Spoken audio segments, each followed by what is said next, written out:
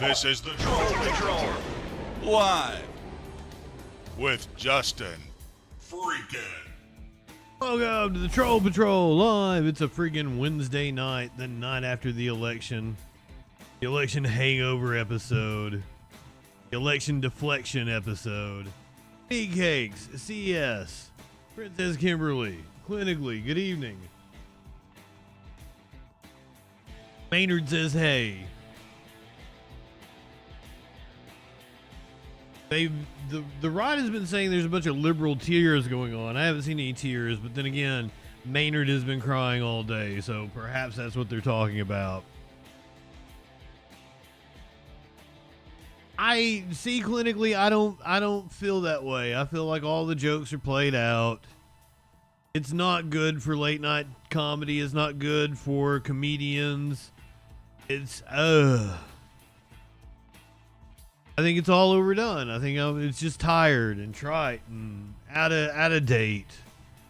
I'm not looking forward to it. I don't think it's going to be good comedy, but it should be good for the Troll Patrol, so let's make it happen.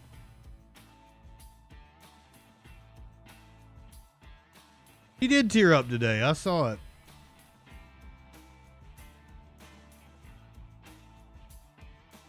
I mean, I'm not going to tear up over something. I'm not going to, but I'm not going to mock somebody for doing it. Like, I've had the conversation with several right-wingers. It's not about policy with you. There were enough people in this country to vote for a meme candidate that's mean to people. That's mean to people you don't like. And then cries when people are mean to him. You know, it'd be one thing if we could all have good fun and everybody had thick skin, everybody could deal with it. But that's not how the right operates. They call you garbage and you're supposed to, take a joke. You call them garbage, holy shit. It's a 5-alarm nightmare.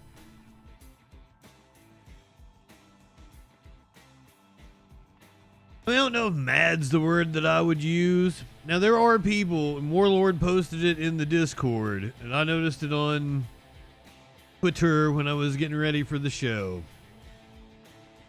There are people calling for Kamala not to concede-a-la. Call for a recount-a-la. Because they feel that there was interference-a-la.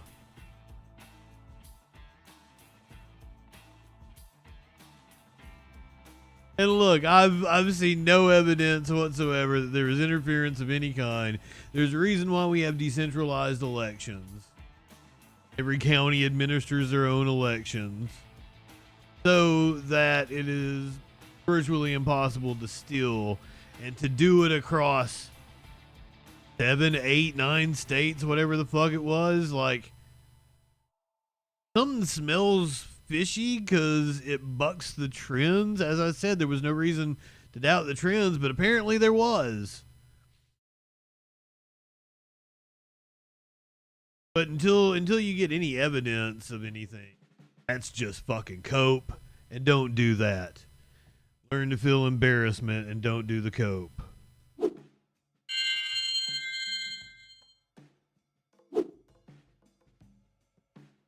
There's a lot of things, and we may eventually realize that there was enough people purged from the rolls, that there were enough ballots challenged in all the states to actually swing the election. We may learn that.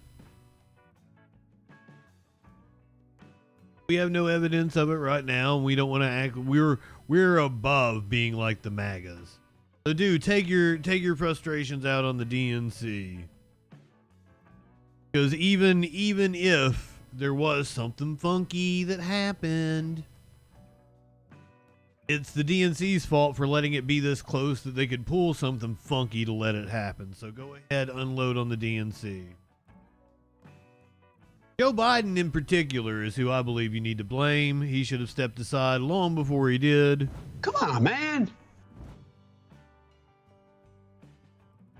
Hello, I'd like to take away my own human rights, please.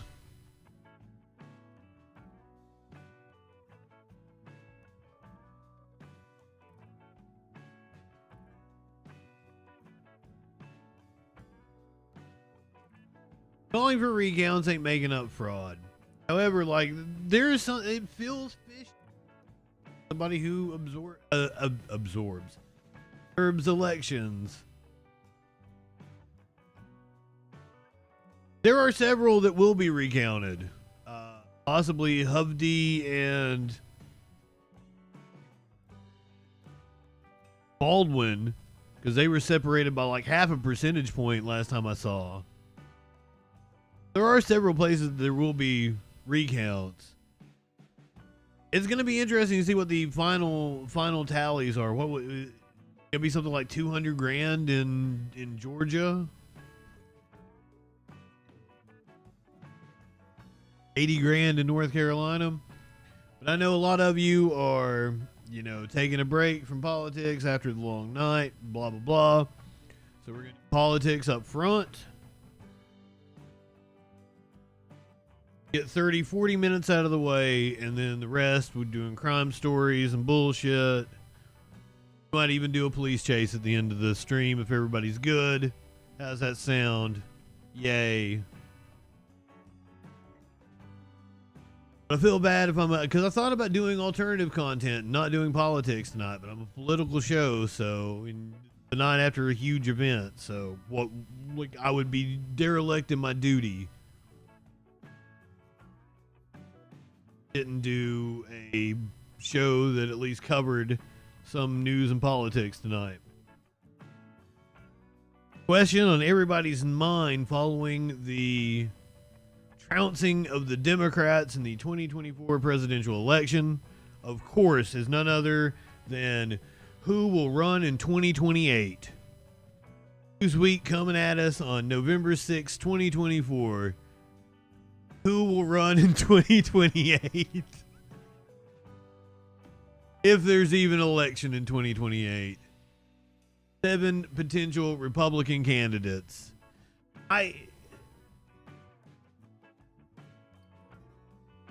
Can Trump finish out another 4 years?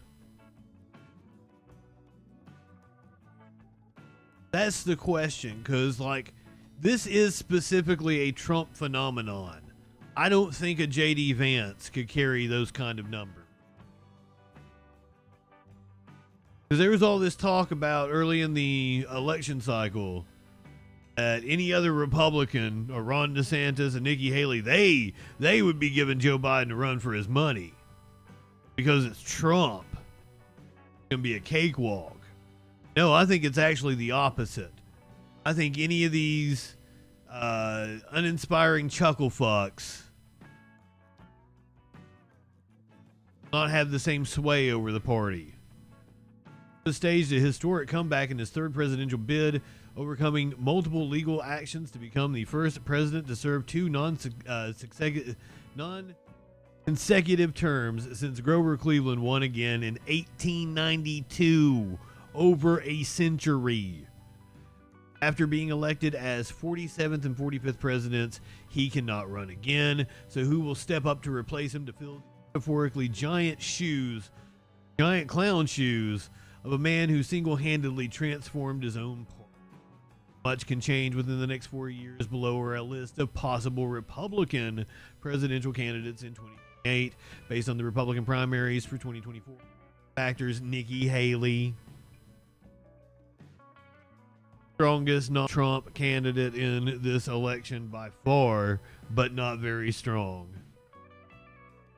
I think he is completely fizzled out. There is no steam in the Ron DeSantis, fuck the metaphor up, train? Driving a steam train? There's no steam in his train. God damn it.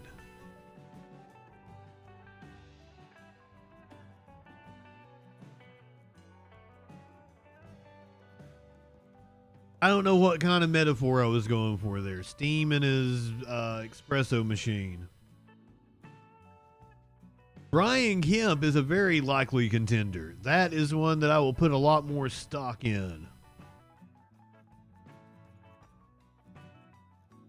Brian Kemp, the current governor of Georgia, is a man that I would watch for when it comes to an open primary on the Republican side. heading into 2028. Yep. J.D. Vance coming off of a term as vice.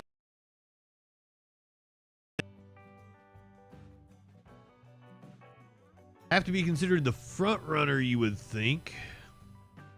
Sarah Huckabee Sanders, the current governor of Arkansas, apparently a very rising star inside of the Republican Party. Greg Abbott, governor of Texas right now. I don't think Greg Abbott could work on a national stage. But clearly I've been wrong before, once again. Laura Trump, they're throwing out Laura Trump as a possible, ooh. That might be smart money right there. That woman has ambitions. That woman isn't dumb.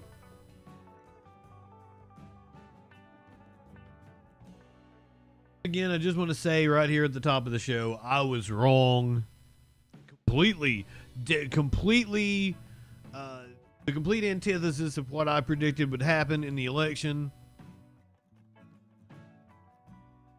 After being close on every other election we've covered here on the Troll Patrol, I was spectacularly wrong on everything in this election.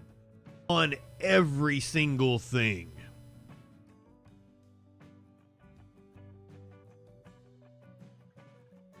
So, on me, I guess I was smoking the copium or whatever the fuck, or the hopium, however the kids say it nowadays. Get any chuds come in here and claim that, you know, I didn't take responsibility for being wrong. Top of the show. Fuck, was I wrong. Man, did I get this one wrong. Fuck, was I wrong on this one.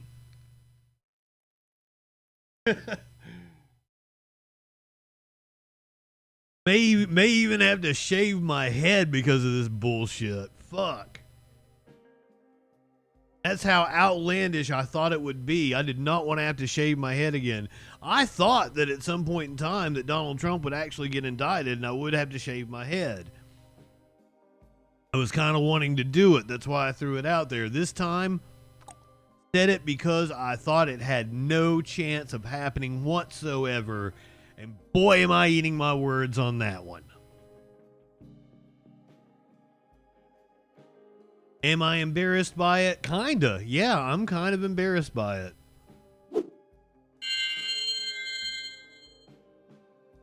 What you gotta do is you gotta be a man. You gotta own your mistakes, especially when you're making your mistakes as publicly as I am. Boy, was I fucking wrong.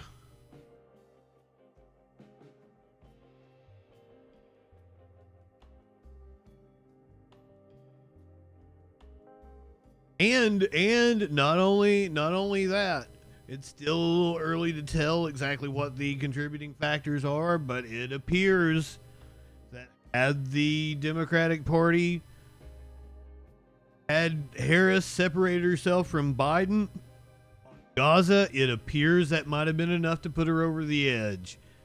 I'll eat another one on that one as well. I was wrong on that.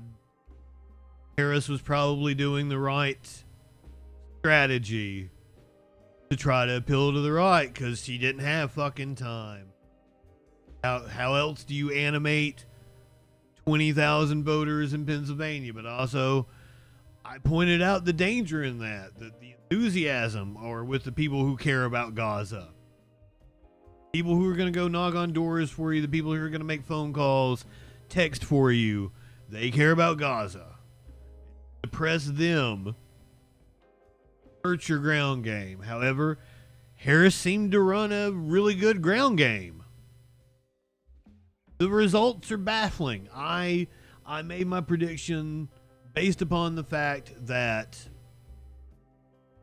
Trump had stupid people running his ground game and that I didn't think his people were going to come out to vote, but they absolutely did.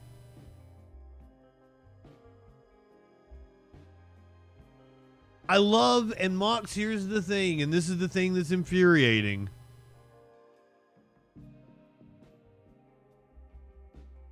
Moving to the center pissed off the left, and apparently that is exactly who Harris needs. So Mary Jane, I owe you an apology.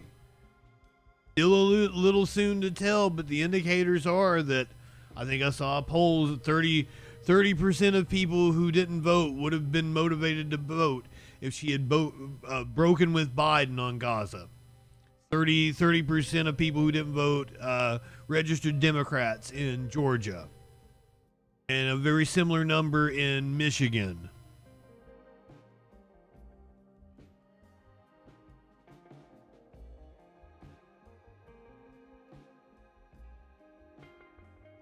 Once again, the Democratic Party are not the left. They weren't trying to appeal to the left. They ran a campaign where, like, normie Republicans, hey, come over here.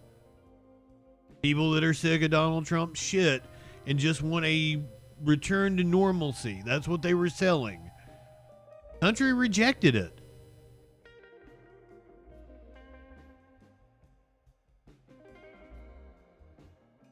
I was wrong in my reading of the election. Boy, you guys are going to hate me for one of the things I have on the list here.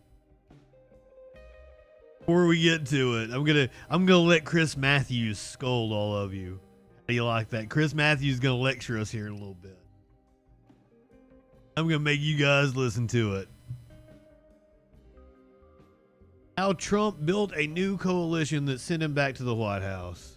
We are continuing to learn new information about how President-elect Trump built a new coalition to send him back to the White House that he lost 4 years ago. Here to help us understand the dynamics behind Trump's comeback is Amy Walter of the Cook Political Report with Amy Walter. Amy, it's great to have you back here at the desk. It's like we never left. Hey, Amy. Right. So we are learning more about what motivated voters last night, and it's clear that the economy was by far the top issue, and voters broke strongly in Trump's favor as a result. 40%. Once again, he's going to come in January, gonna give it a couple of weeks. February, he's gonna come out and give a press conference. Stocks have never been higher. We're producing more oil than ever.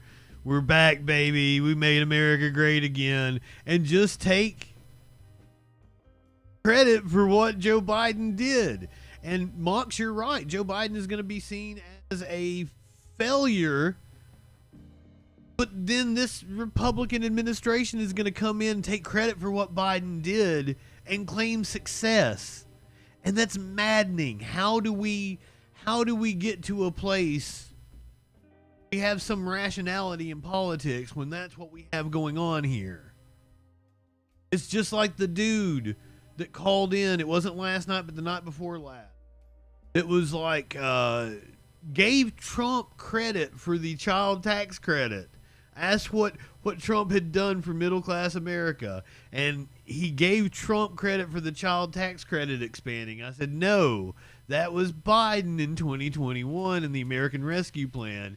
And he went off about how horrible the American Rescue Plan was after just praising one of the provisions when he thought that Trump did it.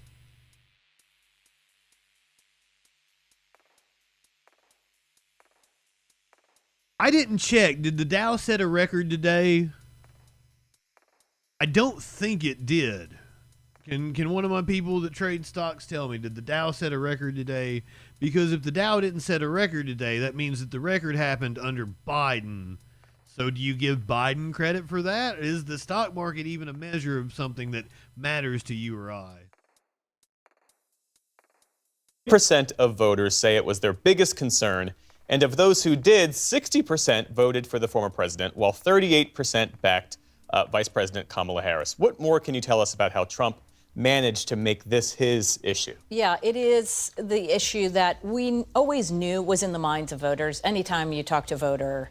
Well, I would concede a jump in the Dow would mean that traders are excited about a Trump presidency. About the election, the first thing they would bring up is the cost of stuff. Now, the Harris campaign was hopeful that because inflation was going down, because economic optimism was ticking up a bit, that maybe it would lessen some of this frustration about the state of the economy. it really didn't work out so in that direction. And so she, as the incumbent party, is punished by voters who say we didn't really like this inflation. And what we also remember is when Donald Trump was in office, I had more money. Well, I thought it was already at a record high. Was notable. Did you give some Biden credit for it being at an already record high previously? Because to give Trump credit for it, like, kind of weird. These AP VoteCast surveys is what we saw in other data coming into the election. The retrospective opinion about Donald Trump's presidency was much more positive than it was even when he was president. And I think that is largely because of the economy. Insane. There's some interesting demographic breakdowns, too. Black voters broke for Kamala Harris 83 to 16%. Harris also won the Latino vote, 56 to 42%, but Trump managed to cut into those margins. And we should also say that Donald Trump has won the majority of white women voters for the third straight time. That's right. What's behind these numbers? And I think that's really important to appreciate all of that. Since 2008, Democrats have basically run on a version of the Obama coalition, thinking that the way, and it's been working, that the way to win an election is by turning out a lot of young people who will break overwhelmingly for Democrats and running up good margins. Well, if you want to turn out young people and Latino voters, and that did not work. I can tell you that there is one specific really notable topic thing they about really younger care voters about. Isn't just that the margin is much smaller, something like 8 points that Harris won them by, as opposed to 23 points that Biden carried those younger voters. But the difference, we talked about this a lot the other night, or last it night, was today, or this whatever morning. it was. That's right, that it was we've this been morning. talking. But just that younger men and younger women, the gap between them, and with younger men supporting Trump by 14 points. I do want to point out this dude is in here bragging about the stock market being up, but I was told that Donald Trump was sticking it to big business and the globalists, yet the stock market is up when he becomes the president-elect. How does that work? It's contradictions with you people. It drives me fucking nuts.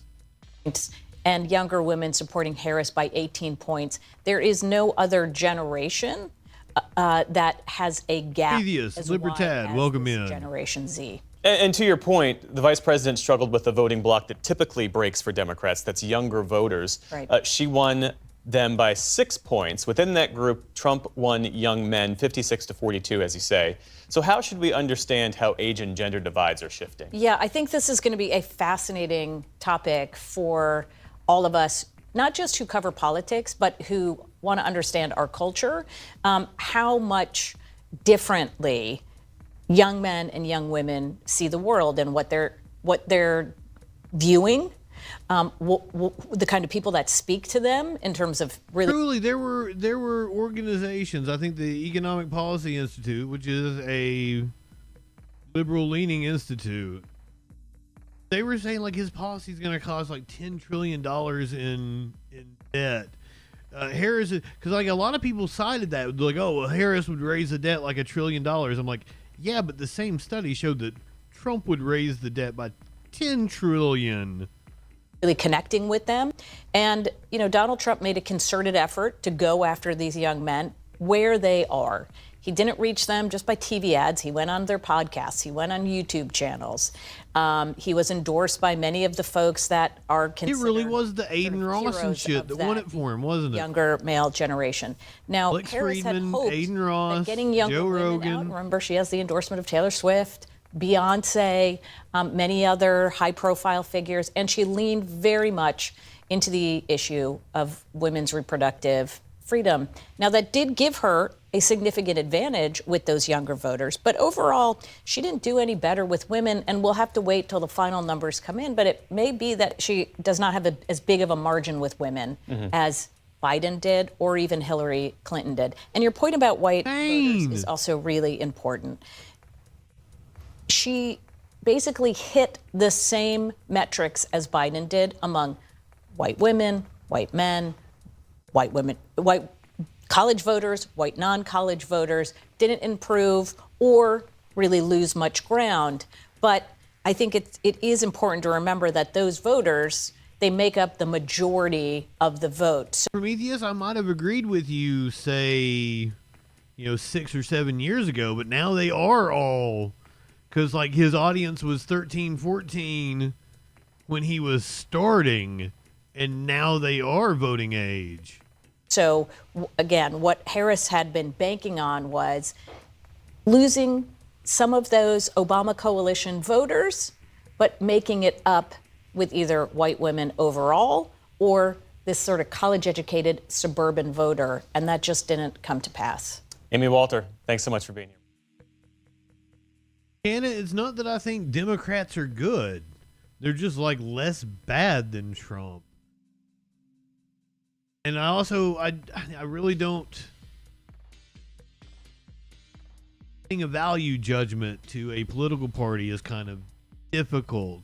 I don't expect politicians to do good things just because they're good things and politicians are good people. I don't feel that it works that way. You have to build a coalition and demand things of politicians.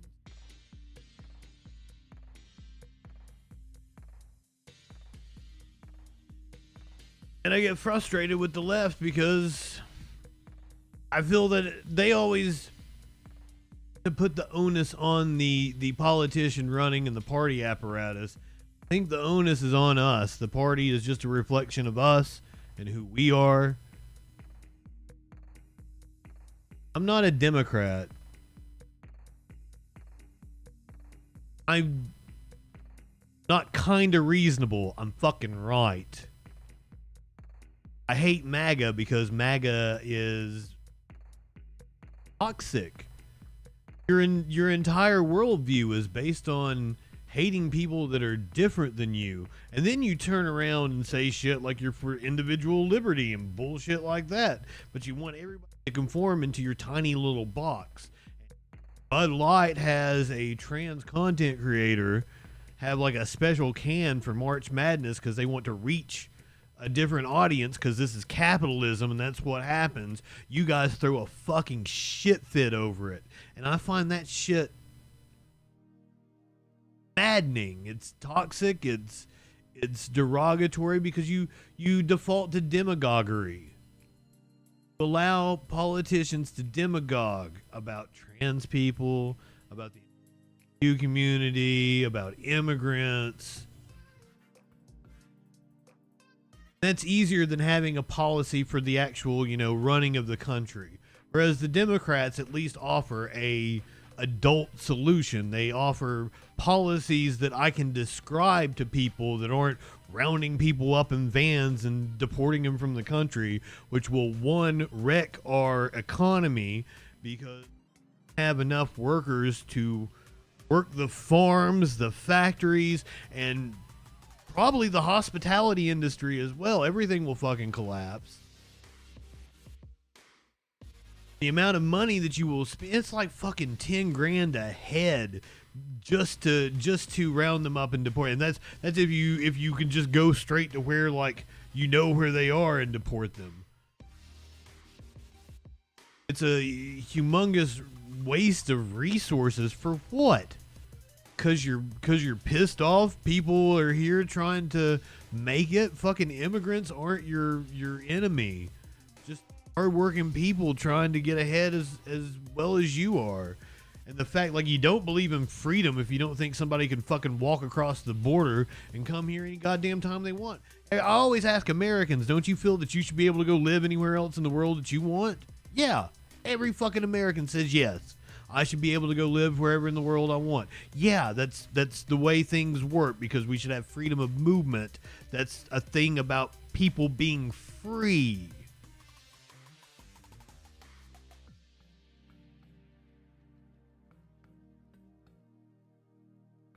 Immigration is a human right, absolutely. Hannah, do you wanna have a conversation with me? Brother, I can just go across the border to Canada anytime I want right now. If you want to have a conversation with me, you need to call in 917-830-4359. Hop in the Discord. Somebody hit bang Discord in the chat so he's got a link. Otherwise, we're going to find out what that news be doing. Well, if you shit the bed, I've got some advice for you. Life is too short to walk this earth for a crusty asshole. Wash your ass.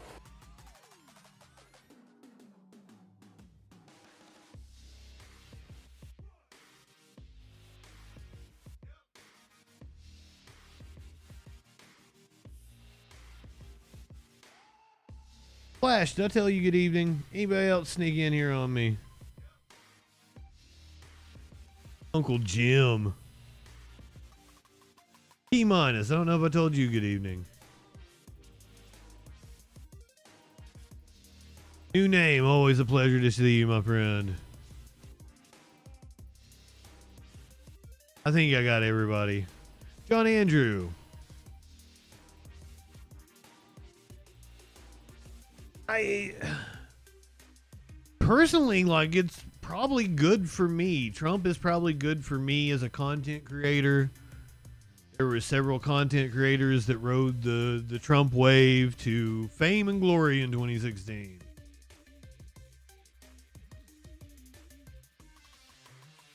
Leftist content creators tend to do better when there's an opposition party to rant against in the White House. But I personally, for the good of the country, wanted a Harris presidency.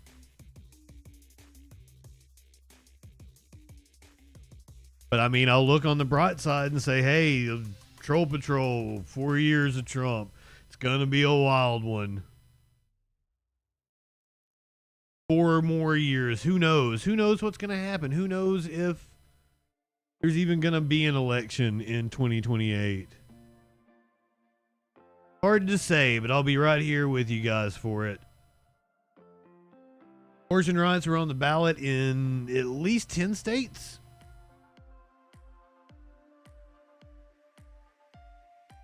Passing in, I believe, 7 of the 10. I would definitely say reproductive rights. It is probably a big issue for me because I have she's not my birth daughter, but she is my stepdaughter and she is my daughter. So I would say that was one of the issues that drove me here. My biggest fear is that we will definitely become Handmaid's Tales, if you guys have ever seen that. That is my biggest fear, and I have 2 young. Yeah, we've seen Handmaid's Tales. It's very scary stuff. That's a sign of how much the abortion. I actually haven't seen it. In the first presidential election since the Supreme Court struck down the Roe versus Wade ruling guaranteeing a right to abortion. So abortion was on the ballot in 10 states yesterday. 7 of those measures were approved. 3 states said no thanks. This follows a series of victories in other elections when voters were asked if abortion should be legal in their I think states. it's a show on Hulu CBS as well, Mornings Flash. Plus. First time I got to say that. CBS Mornings Plus co-anchor Adriana Diaz. She's been covering this story and joins us at the table. Hey, we're in your hour, Adriana Diaz. Technically, but we're all in all of our hours. So 5 states had severe limits. I was really hoping Osborne could pull that off. Going into election day. Nowhere close. What happened to those measures? So when the 5 states... You can see right there in the Nevada race how close it is between Brown and Rosen. Apparently, the Democratic Party of Nevada is confident that they're going to be out, but look at that margin. Jackie Rosen with 47.2%, Sam 3%. Always a fucking book plug. Restrictions or bans going into these amendment votes. 2 of them expanded access. Those are Arizona, notably a battleground state, and also Missouri, or Missouri, depending on how you want to say it. 3 states maintain their bans or their limitations, and I'll be dead in the ground before I recognize Missouri as a state. The reproductive rights won in Arizona, Colorado, Maryland, Missouri, Nevada, New York. Failed in South Dakota. Overwhelmingly voted in favor of in Florida, but still fell because it needed to clear a 60% threshold and just barely missed that. 3 states maintain their bans or their limitations, and they all have interesting stories. South Dakota is one. They ban abortion at all times of a pregnancy. No exception for rape, no exception for incest only an exception to save a mother's life. And in South Dakota, it's a felony if you conduct an abortion, punishable up to 2 years in prison. You have to pay up to a $4,000 fine, potentially. Another state that upheld its ban is quote from Nebraska. Grandpa in And The that's Simpsons. interesting because it's the only state that actually had 2 dueling amendments. So there were 2 amendments on the ballot. One to expand abortion access past the 12 weeks that is currently legal up to viability. The other to ban abortion in the 2nd and 3rd trimesters with some exceptions. The one that got the most votes was the ban in the 2nd and 3rd trimesters. And then the last state that had severe bans or restrictions that upheld them is Florida, of course. They have that 6-week ban. They had an amendment that would expand abortion access to viability. What's interesting here is 57.1% of Floridians, a solid majority, voted for this amendment to expand abortion access. However, to change the Constitution in the state of Florida, you need 60%, so it did not hit that. Yeah. So what are the results from yesterday due to the overall reproductive, Our friend Canna, shut the fuck up. reproductive rights? Well, particularly in the South, what it does is that it solidifies the restrictive nature of abortion access in the South. And so Florida, before Dobbs, used to be a place where women would go to seek abortion care. It used to be legal up to That's right, 24 Mox. weeks. I think I in said Florida it last before night. It Dobbs. looked like they were going to take After the Dobbs, Senate that went by down to about 6 to 4 15 seats. weeks. And then now it's legal only up until 6 weeks. So if you are in the Deep South, you now have to travel to places like Virginia and North Carolina. That's hundreds of miles, 1,000 miles if you're going from Miami to certain places in order to seek that care. And it just creates more barriers to getting that abortion care. So what do we learn about? I mean, I'm all for Mexico reclaiming on Texas. Americans' views on abortion? Because this issue's not going anywhere. It's not really going isn't. anywhere. It's probably going to be right back on the ballot in 2 years. Israel And can what do the it. exit polling shows is that 66% of voters say that they think abortion should be legal. 31% think it should be illegal. So we have a very solid majority supporting abortion access. But what it shows is that people are willing to split their vote on this issue. There are 4 states that voted to expand abortion access through these amendments. Those states are Arizona, Nevada, Missouri, Montana, and those are all states that either went for or are leaning toward Trump. Fascinating. All right, Adriana, we appreciate you. Thank you so much. Insane. So they voted to codify abortion access and voted for the dude who wants to take abortion access away from them. Explain that one. Explain that to me. How does that work? How does that work if that's not a failing of the media, a failing of our education system, a failing of critical thinking in this country?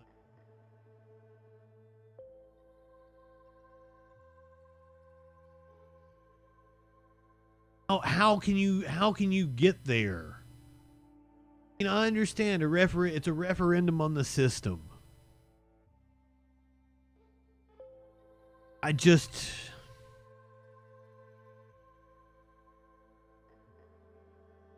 Why can't we get behind a candidate that actually has a plan, something to do, instead of a fucking fascist that just wants to deport people?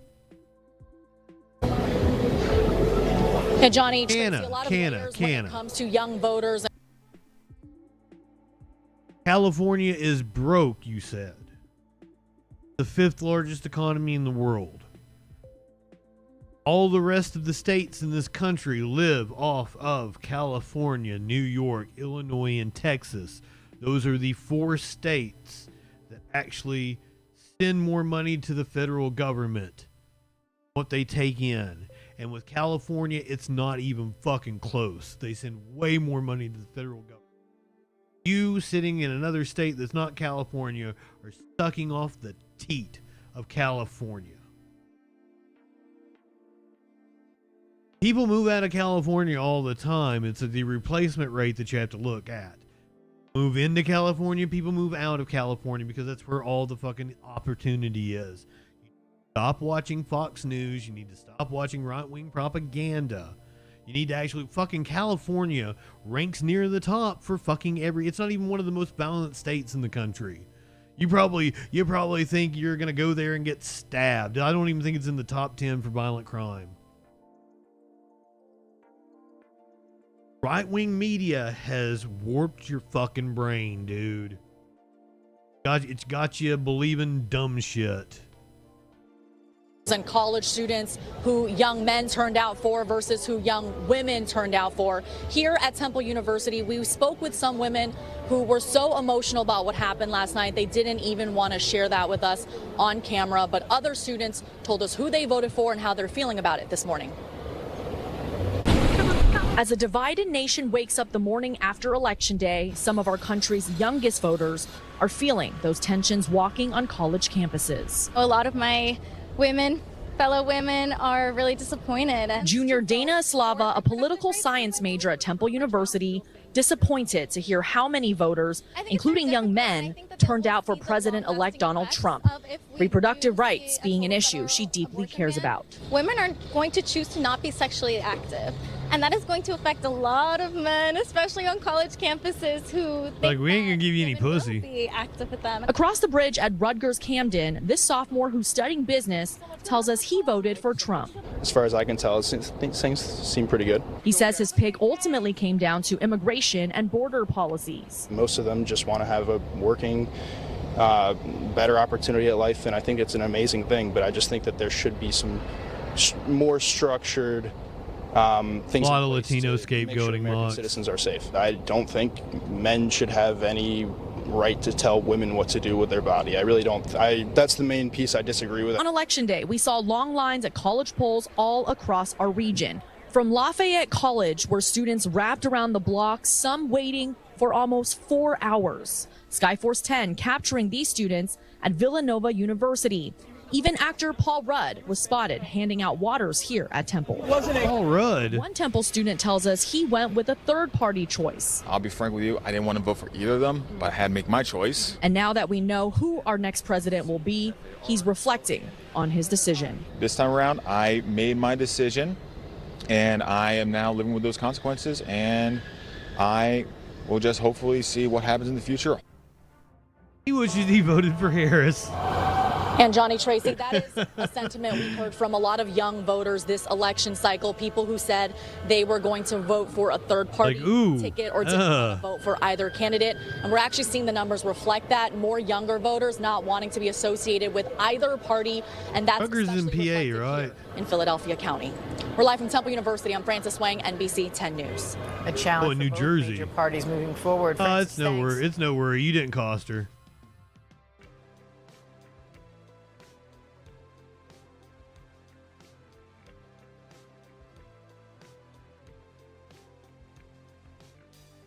Commies marched in New York City.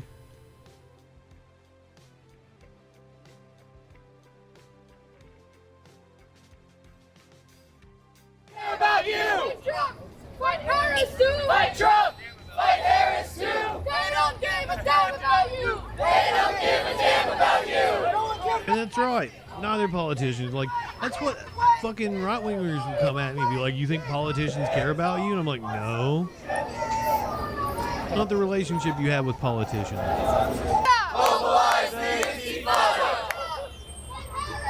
Fight Trump! Fight Harris too! They don't really care about you! I feel very, icky. These are not Democrats. Pan Am. Communists. Not the same thing. Communists don't like Democrats. They were chanting anti-Harris chants. Need to learn the difference. Free Palestine! Free Palestine!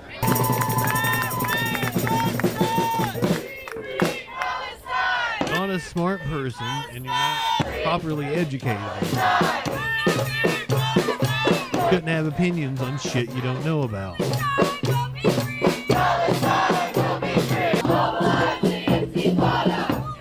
Yeah, notice it says break with Democrats on their sign they're holding up. Meanwhile, the Democrats are literally a neoliberal party. Now everybody back up! Back up! Back up! Liberal meaning market solutions. We need to define what terms actually are, because I know right-wingers don't fucking know. Liberal means market solutions. Believe in market solutions. Commies don't believe in markets. Yo, everybody's backed up. Spit on it. I don't want to touch it. What do you need? What do you need?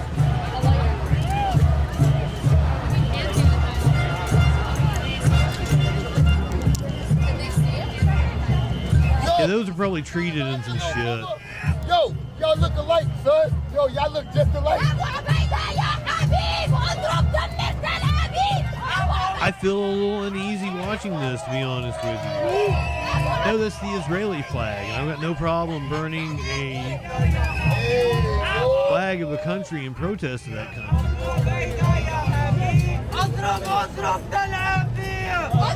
Star David is a Jewish symbol.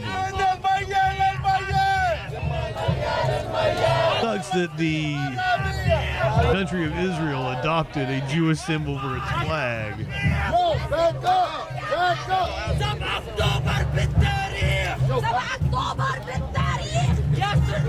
How do Democrats hate the environment?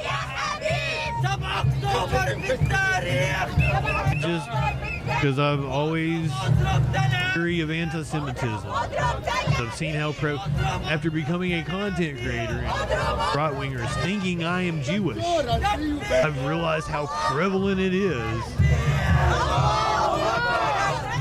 I have a rather large nose, and I guess that makes them think that I am Jewish. I am not. Probably didn't meet a Jewish person until I was an adult. Yo, come get your flag! Oh, you want it? Put it down, put it down, put it down. Put it down. Good job! Quiet, motherfucker. Quiet, motherfucker. Very uneasy with anti-Semitism. Shut the fuck up, motherfucker. Right there.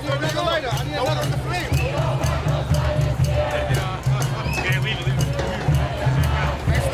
I don't think I do have Zionist tendencies. I think I like the whole idea of freedom and free movement and back to that borders thing. I'm all for burning flags.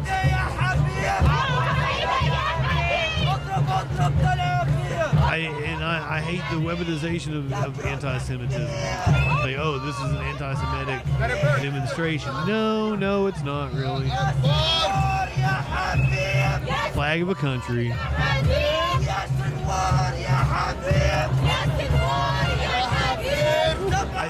The wild thing is, like, the overwhelming majority of Jewish people in this country are anti-Semitic. Especially the younger you get.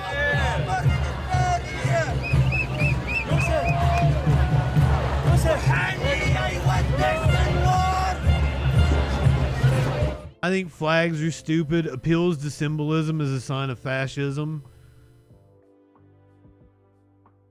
I hate nationalism. I despise it. Always found appeals to patriotism and loyalty to the country and shit like that as hollow, meaningless. Go to J.D. Vance's hometown of Middleton, Ohio. He's a good man. We're in good hands. I resist. Vance was only elected to U.S. Senate 2 years ago, but before that, he was raised by his grandmother and his mother in Southwest Ohio. And today, his rise to Washington is the talk of his hometown. 10 TV's Colin Dorsey went to Middletown, and he has more on what people there are saying today.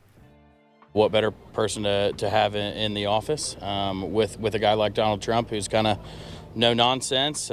We need both of them men back so badly. Because when they say, especially with President Trump, when he says he's going to do something, he does it before he says it. Two Middletown residents headed to the polls to cast a vote for the man they call. Yes, like building a wall or giving money to a veterans charity or like any number of things I can point out that Donald Trump most certainly did not do. Oh, they're gone. Later in the night, here's how the watch party looked as the results continue to come in from across the country. And that was just the excitement from last night. So how are people feeling today? And so far, it ranges from excitement to cautiously optimistic. I'm great. I feel great. Awesome, actually. it's equally divided. Some, really love him. Some, have different opinions on him. It was the talk of the downtown on a rainy Wednesday afternoon. The nurses I worked with, they were excited. we knew he was going to win. Meanwhile, Amy Hagan says she supports Trump and Vance, but she needs them to follow through and walk the walk if they're going to talk the talk. I think it's really cool. Just be able to get our name out there, see what he's got. I just hope he stands up to his word. That's my biggest thing is trust. So she says Middletown has been struggling for years, something Vance has talked about during his campaign. She just hopes. Some people have called it jock mouth. That's as in like a 70s radio jock, and I kind of do it a little bit. You're like, oh, but that's more the, hey, welcome to the morning show, kind of deal. Her choice is the right one, and change will come from it. If he can make, our country better, please do it. Please. We need help. Yeah. I mean, there's struggling single moms out here. I've seen more homeless people since COVID, and it's sad. It really is. In Middletown, Ohio, Colin Dorsey, 10 TV News. You see more homeless people, and it's sad. So, she voted for Trump. Go get the homeless people off the street. World leaders are reacting to the election of Trump for a second time. Get the global reaction from PBS. Victory is headline news across the world. The president-elect and his team are vowing to change U.S. foreign policy. Nick Schifrin's here now. He's been tracking international reaction to the election. Good to see you, Nick. I'm gonna try to give you. I'm gonna try to say the whole thing again. What's been the reaction there? See if I can get it right. European officials in public put a brave face, but multiple European officials to me admitted today that they fear Trump will treat them as an economic foe, will undermine NATO, and will abandon Ukraine. Trump has promised to end the war in Ukraine before inauguration, actually, and he's given no details, but the vice president-elect has suggested that the plan could be Russia keeps territory occupied, create a demilitarized zone, and Ukraine gives up on its NATO aspirations. That is a non-starter, of course, for Ukraine, but President Trump will have enormous leverage over Ukraine. The U.S. is the largest military donor to Ukraine, and U.S. officials are telling and you've got to imagine he wants retribution against Ukraine. You've got to imagine he's pissed about Zelensky and the whole first impeachment and shit. in Europe essentially today, hey, look, this is going to be your problem. You have to help Ukraine. But there is no replacement for U.S. weapons on the battlefield, and Ukraine will really struggle without them. Now, in public, as I said, everybody's saying nice things. Zelensky spoke to President Trump and said, quote, congratulated him on his historic landslide victory. His tremendous campaign made this result possible. French President Emmanuel Macron on X wrote, congratulations, President Donald Trump, ready to work together as we did for 4 years with your convictions and mine, with respect and ambition for more peace and hopefully prosperity. Macron's gone in what is it, 2026? European concern goes beyond Ukraine.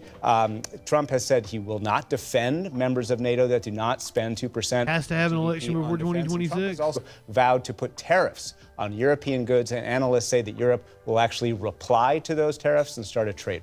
Take us over to the Middle East now. You've been reporting on the conflicts there. What's been the response in the Middle East? Arab and Israeli officials telling I wanted to try to say it. Although they acknowledge that Trump I wanted to is attempt it. unpredictable. I want to get it right. There were no buts, however, in Netanyahu's statement earlier today. He said, quote, congratulations on history's greatest comeback. Your Netanyahu, also somebody who was booted and made a return to power. A powerful recommitment to the great alliance between Israel and America. Now, like Ukraine, Trump has promised to end the war. Parallels between Netanyahu and Trump. Even though he's actually been publicly critical of the, quote, very bad picture of the destruction that Israel has caused. The Biden administration, as you know, has been working on a ceasefire between Israel and Hamas, but both sides so far have been unwilling to do that. But today, an Israeli official told me this, that Benjamin Netanyahu knows that Trump wants to win the Nobel Prize, and that Netanyahu will try to help Trump win that by offering a, quote, Trump wants to win the Nobel Prize,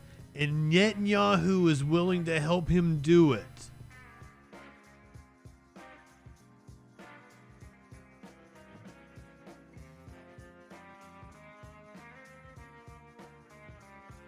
An Israeli official told me this, that Benjamin Netanyahu knows that Trump wants to win the Nobel Prize, and that Netanyahu will try to help Trump win that by offering a, quote, gesture to Trump on Inauguration Day. Now, what could that mean?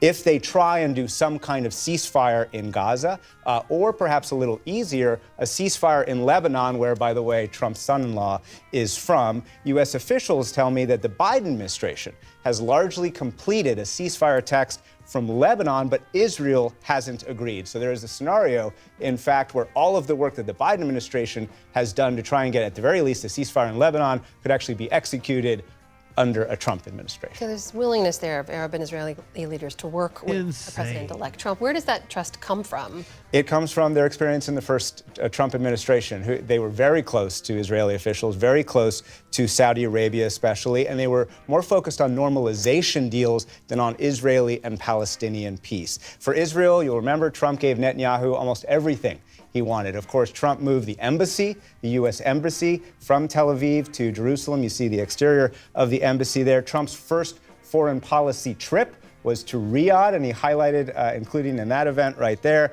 Saudi role across the region. And he was very close to Crown Prince Mohammed bin Salman. You see MBS, as he's known, in the Oval Office. Now, a regional official tells me that Saudi Arabia is ready to normalize with Israel today, but Israel must agree to a day-after plan in Gaza, announce intention to create a Palestinian state. So far, those are steps Netanyahu has refused. In the meantime, of course, Amna, the war in Gaza, the war in Lebanon continues. We had a producer, Shamzodeh, out in Gaza talking to Gazans about Trump today. Some were very skeptical, but at least one was optimistic. Trump could change things since he has different politics than Biden. He could end the war, and it could be to make himself look better, not because he likes us or wants to support us. But ceasefires in the Middle East, are easier said than done. So the way we're going to get peace in Gaza is by flattering Trump.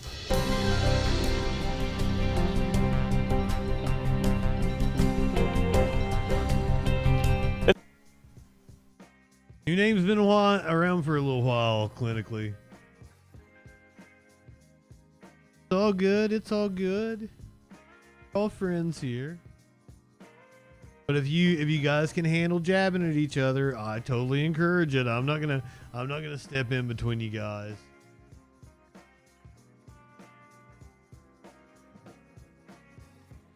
But like, if Trump only does it because he wants to win a Nobel Peace Prize, and we've got to appease the madman in order to get. It's not going to be a lasting peace in Gaza. It's not going to be a free Palestine. It's not going to be a two-state solution or anything. Just to get them to stop genociding Palestinians, we have to suck up to Trump and give him a Nobel Peace Prize. That's the sad state of fucking affairs.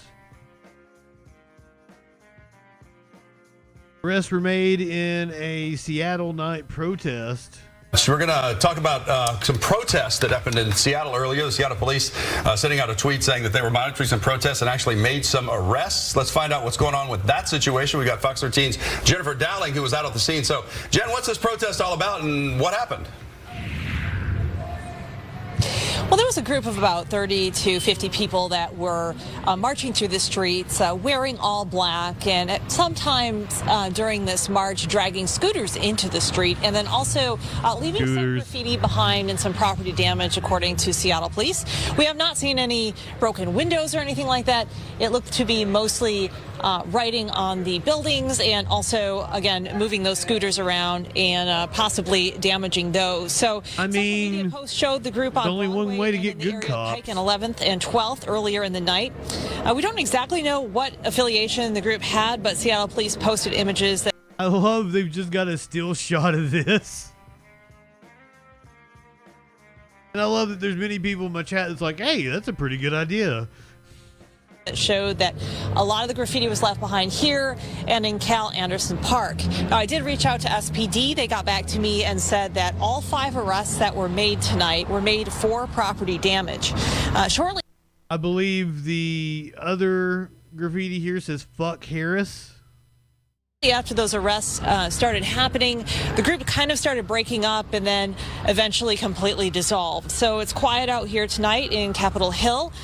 We did talk to a man who said that he was a little disturbed because there was a helicopter in the air, which he said was looking at the group.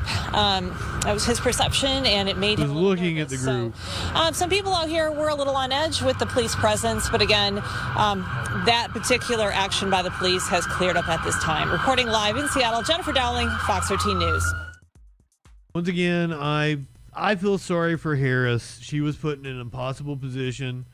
I feel sorry for the people that ran her campaign. I probably shouldn't. No, they're bougie, upper class, fucking crusty liberals. They do not deserve my sympathies. But really, to try to run a campaign in 100 days, and I've always wanted to be a campaign manager, a communications person. I've always loved politics.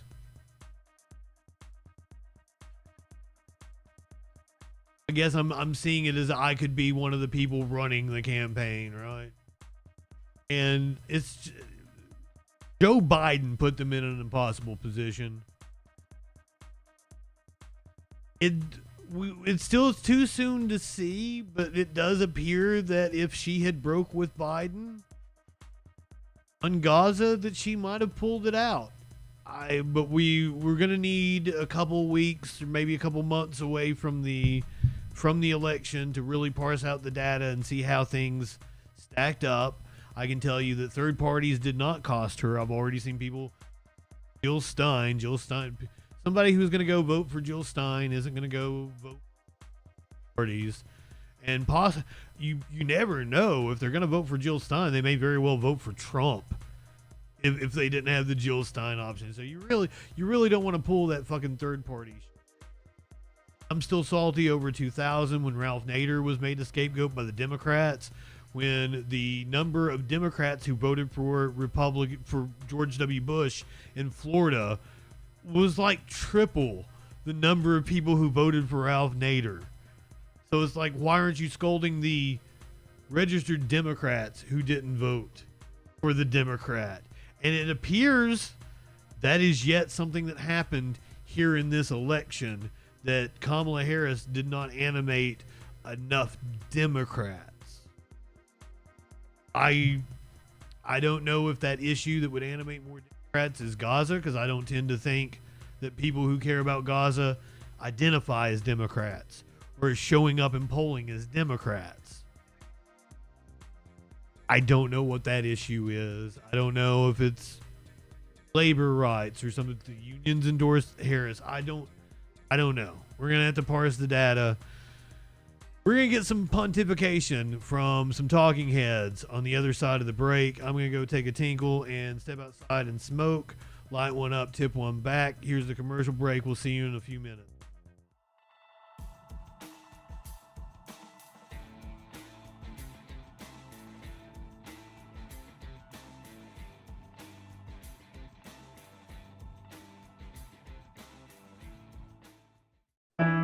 Go ahead, light one up, tip one back. It's all right to have a little fun before you hit the sack.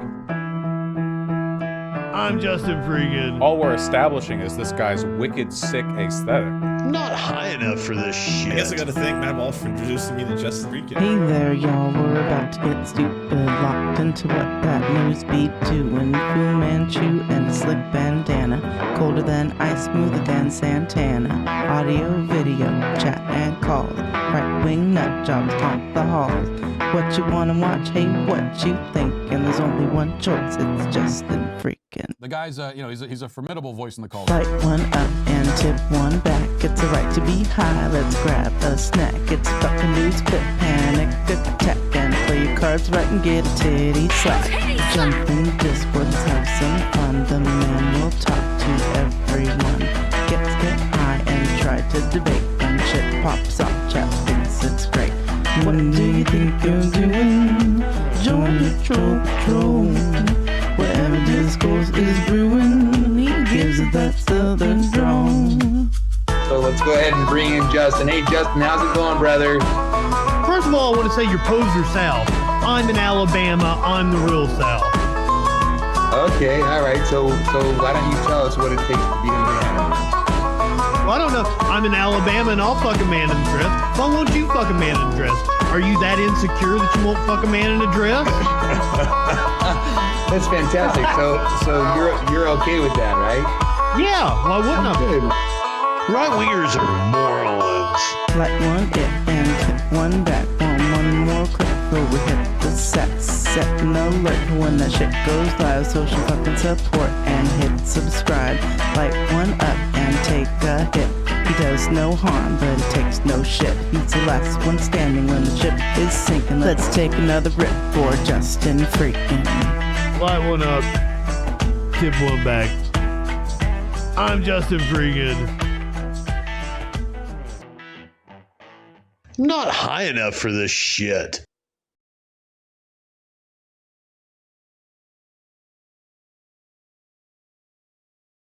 We live in turbulent times. The media is full of deception, conspiracy theories, and fake news. Now, more than ever, it is important to ensure you're getting information from a source that's freaking reliable. I'm Justin Mullins, and this is the Freakin' News. Get a breaking or interesting story with a humorous twist in about a minute weekdays, 8 a.m. Eastern on YouTube, BitChute, Odyssey, and more. Hi, I'm JustinFREAKIN. I'm a leftist broadcaster and comedian, not liberal, leftist. And despite what you may have heard from right-wing propaganda, George Soros isn't handing out Soros bucks and funding people like me. There are no Koch brothers, Mercers, or any number of right-wing think tanks funding content on the left side of the spectrum the way they fund people like Ben Shapiro, Dave Rubin, and Dennis Prager. And YouTube doesn't monetize videos that are controversial or deal with politics unless you're someone like Steven Crowder. So this is an ultimatum. Become a patron. Support my Patreon, or I'm going to become a right-winger and get some of that easy money. You know for a fact that I could be bigger than Charlie Kirk or Jesse Lee Peterson. Amazing! All I have to do is talk about how I used to be an SJW snowflake, but the left went too far with their cultural Marxism, and Republicans are stupid enough to buy it, even though this video exists.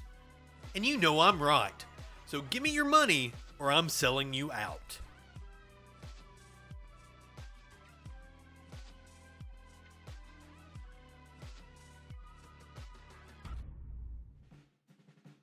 You know, right now might be the perfect time to make that pivot.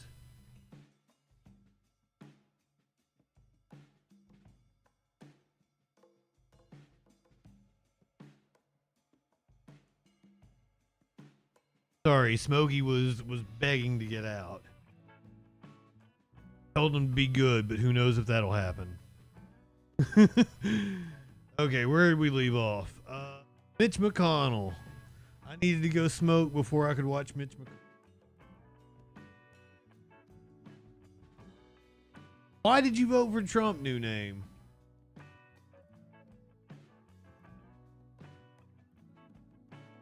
Thank you, Libertad. I try to make him entertaining. Here's Mitch McConnell on the election.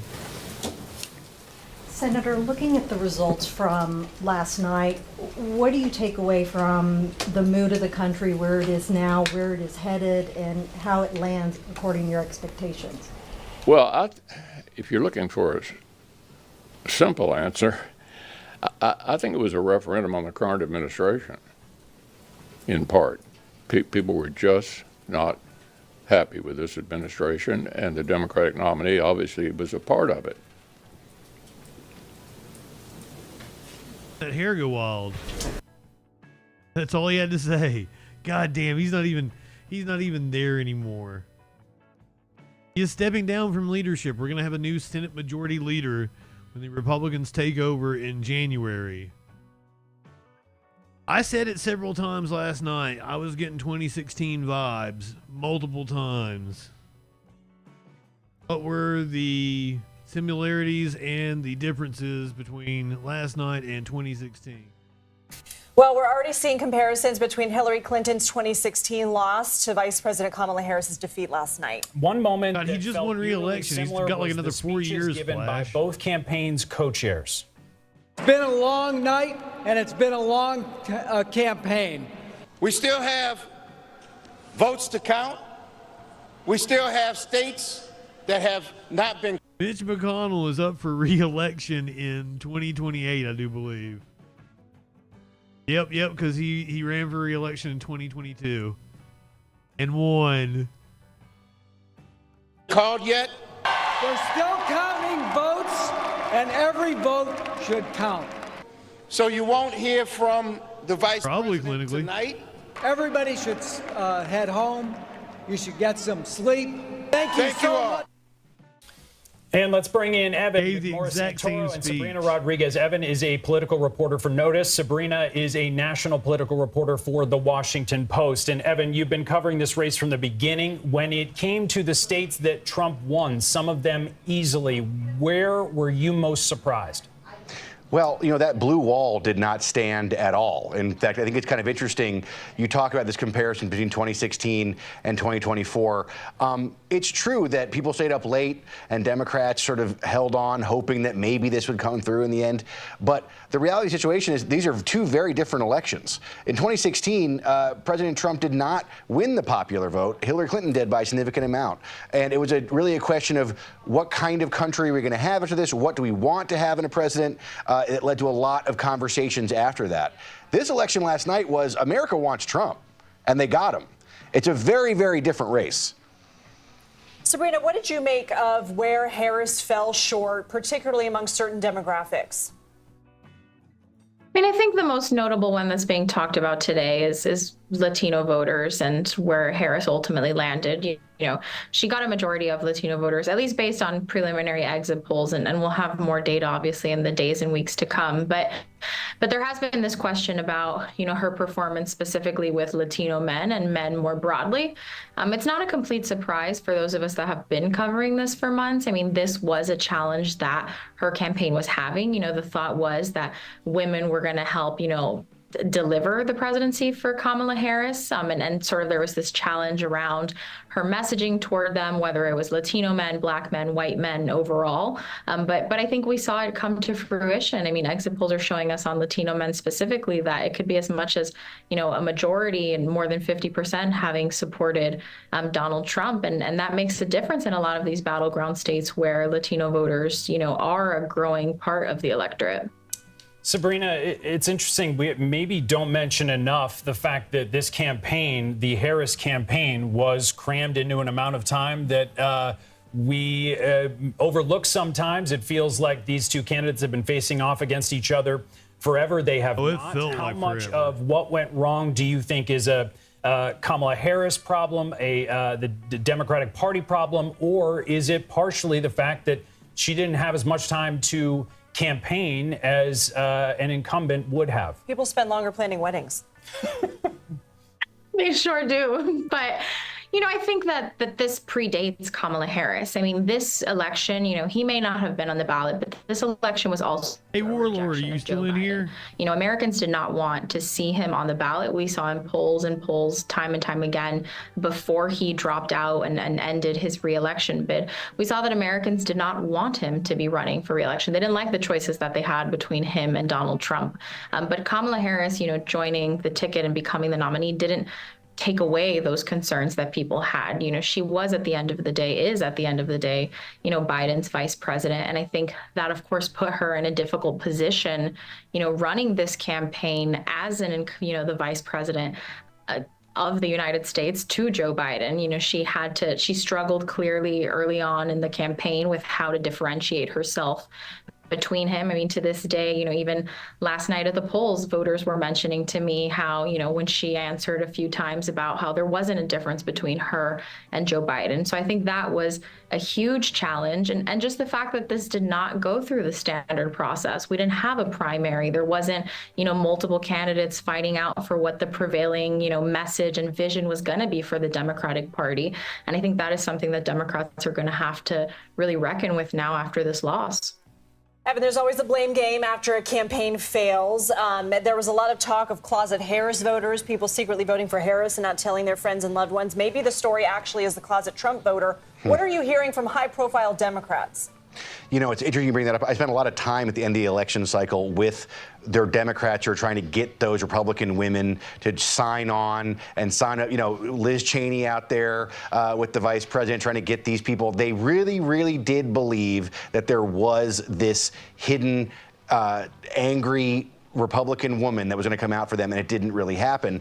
If you go to notice.org right now, where I work, we have a ton of stories about what high-level Democrats are saying to each other about what to do next for their party and what went wrong. One of the most interesting ones that I had a conversation with somebody that I had today was a guy that works a lot with union workers and labor voters, and they said actually, you know, the way that they do their organizing there, obviously we remember from this election cycle, a bit different than usual. Not all the unions endorsed Kamala Harris. The Teamsters famously deciding not to endorse anyone after doing a poll of their own membership showing overwhelming support for Donald Trump. But this activist was telling me that one of the things that unions do is they do a lot of one-on-one conversations with union members. Union member talking to a union member, that can kind of change things around and bring people to their side. They feel like they made their targets, actually, that they actually did very well with those conversations. But he took this conversation all the way back to NAFTA, right? The 90s, that era of Democratic politics, and saying the universe of union voters for us to persuade is so much smaller now because of things Democrats did all the way back then, that he thinks that those need to be addressed before you can go to the future. So Democrats are looking at something really existential right now. Like, they are really talking in broad terms about huge changes to their party. And, you know, we're going to have a lot of conversations about that going forward. But I was just fascinated to hear this guy talk about something that happened, you know, 20 years ago, 30 years ago, as the trigger for what happened last night. Yeah, it's such interesting stuff. Sabrina, Obama's just put out a statement and said in part, quote, "In a country as big and diverse as ours, we won't always see eye to eye on everything, but progress requires us to extend good faith and grace even to people with whom we deeply disagree. That's how we've come this far, and it's how we'll keep building a country that is more fair and more just, more equal and more free." What do you make of that? I mean, I think that's the right message that we're going to hear from, that we've now heard from Obama and from Harris, and we'll be hearing from some Democrats in the days to come. You know, the reality is that Washington in January is going to be a very different one. We already know, of course, Trump winning the presidency and Republicans having a Senate majority. Probably get a job inside the White House. Will also, you know, take control of the House. Probably got to go through one of Democrats being in a position to work. I was involved with TPUSA or something. Is going to be a challenge, but it's going to be a very necessary one in a Washington that is dominated by Republicans. Evan McMorris-Santoro and Sabrina Rodriguez, thank you.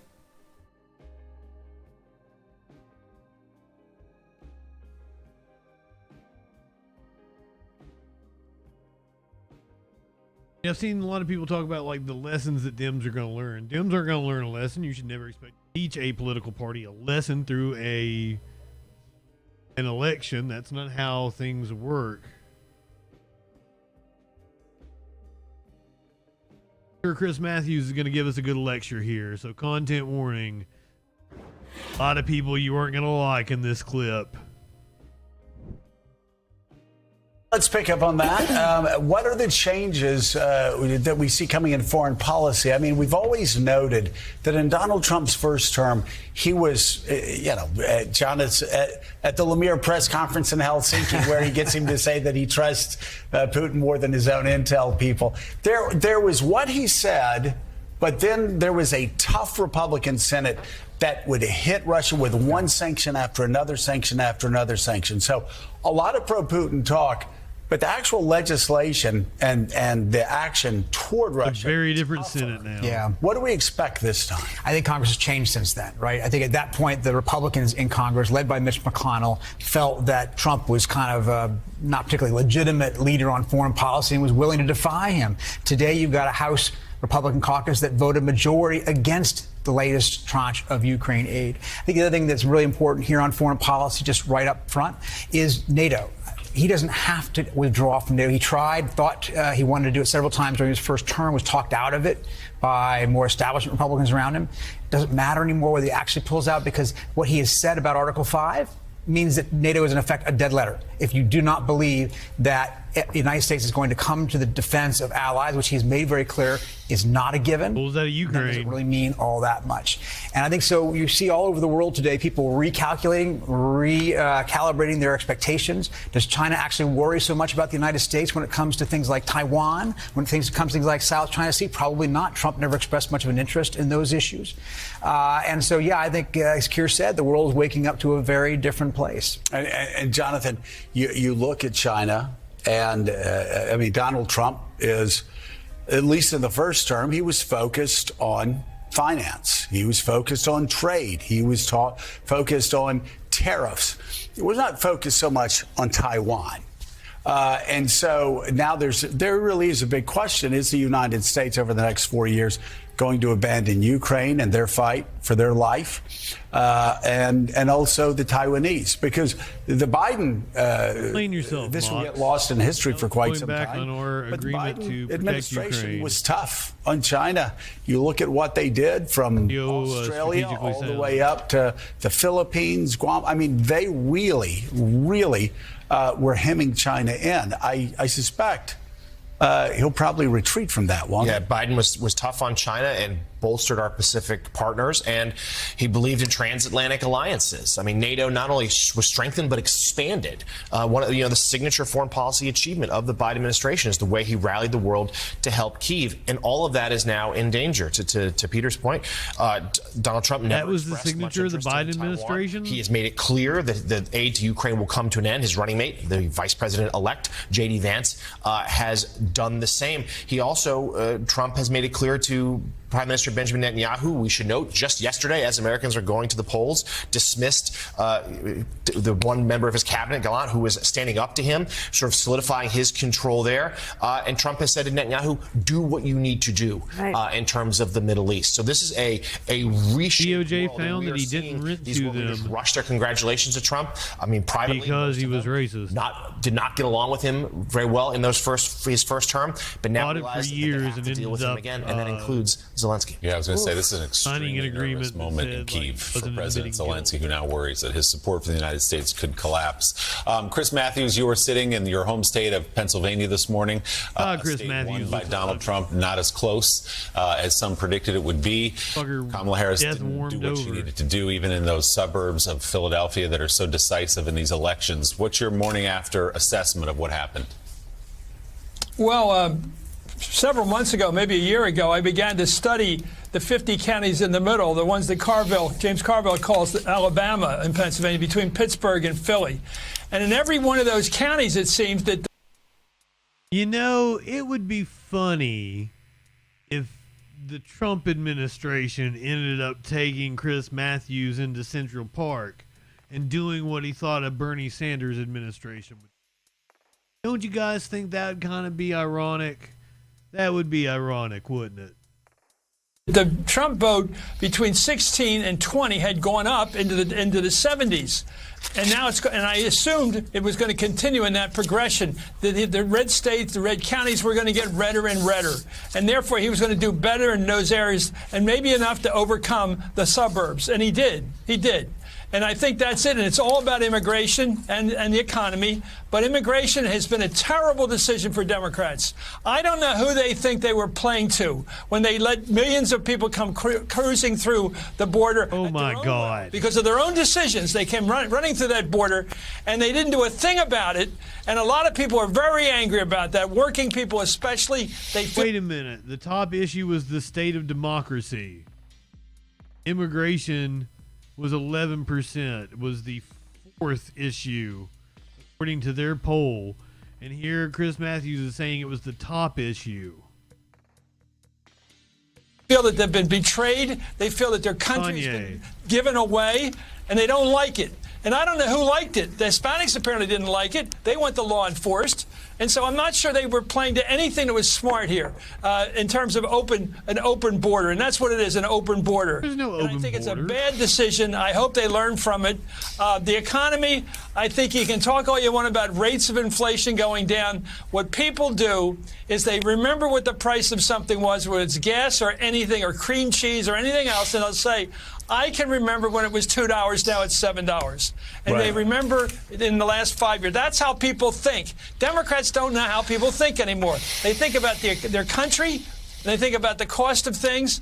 And the working people figure, well, all these college kids, all the ones who went to elite universities, all looking down on us. Besides that, besides all this, we're getting condescension. Joey.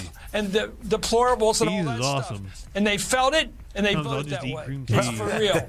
I mean, and the thing is, you talk about the college kids that graduate and go out and try to buy a home. Joe. Good luck.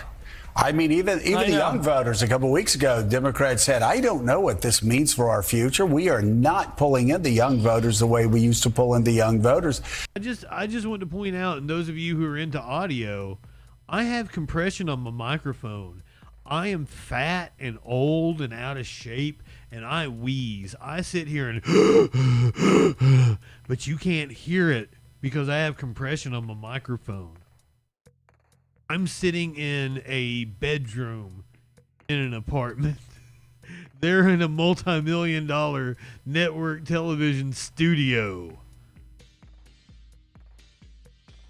So it seems to me, Chris, that, and you're old enough, like I am, you're old enough to remember this.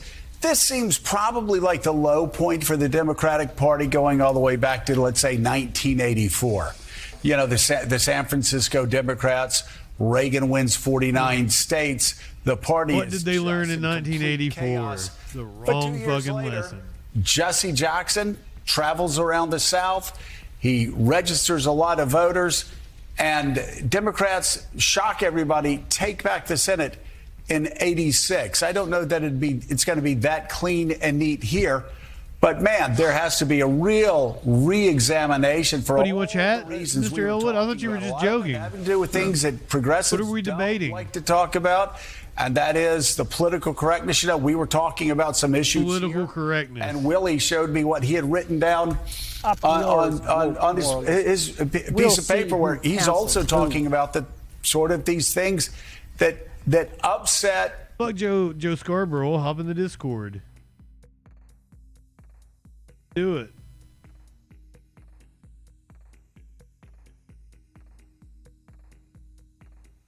Mr. Elwood. Is this the real JustinFREAKIN? It's the real Mr. Elwood. Holy fuck. Hell yeah. I see you got Jim Carrey as your avatar now. I just think it's funny. I don't know. I like that photo, and I think that's a stupid movie. A stupid movie? No. That, I guess, is the time. Looking back on it now, it's definitely not my favorite Batman movie. At the time, like it hit, I was 12 or 13 when it came out. Perfect timing for me. Fair enough. Yeah, absolutely. I mean, it's goofy, right? But it's supposed to be, right? Because it's comic book based. Exactly.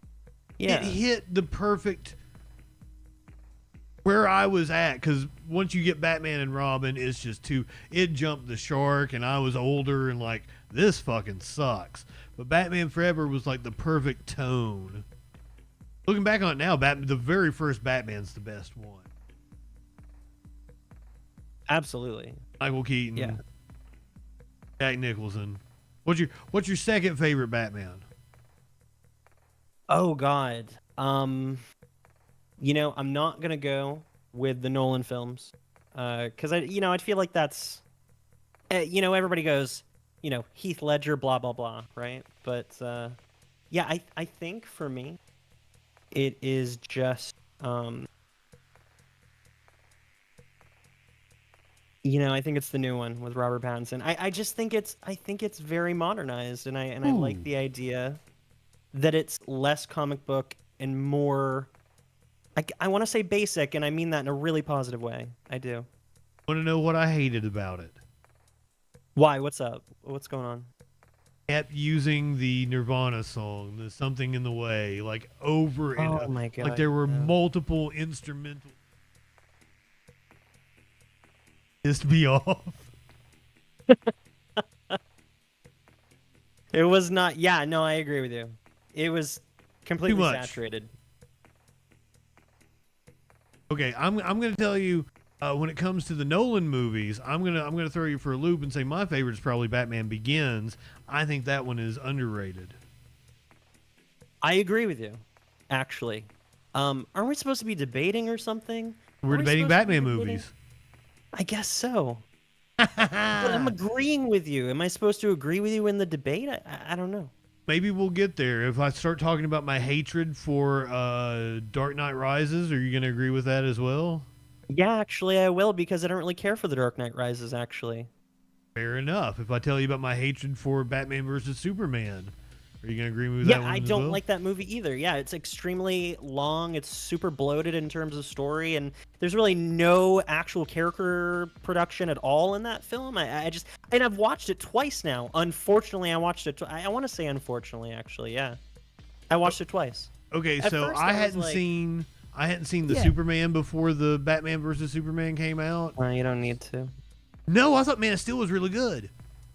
It's okay. Yeah, I don't know. I enjoyed it. I just didn't like that. Like he could have saved his dad in that movie. I was like, why didn't he? I don't remember the exact setup because it's been like 10 years since I've watched it now. But like, I remember that he could have saved his dad and he didn't, and I was like, that was stupid. Yeah, absolutely. But other than that, I really liked Man of Steel, so I was hyped for Batman versus Superman, and then I almost turned it off when they did the Martha. Why did you say that name? Yeah. I'm just, I've actually never really been a Superman fan at all. I liked, and it's once again, I grew up at the right time. I liked what was the Dean Cain show called? It wasn't Superman. It was it Lois and Clark? You talking about the animated series? No, the Dean Cain one that was on like ABC in the mid 90s.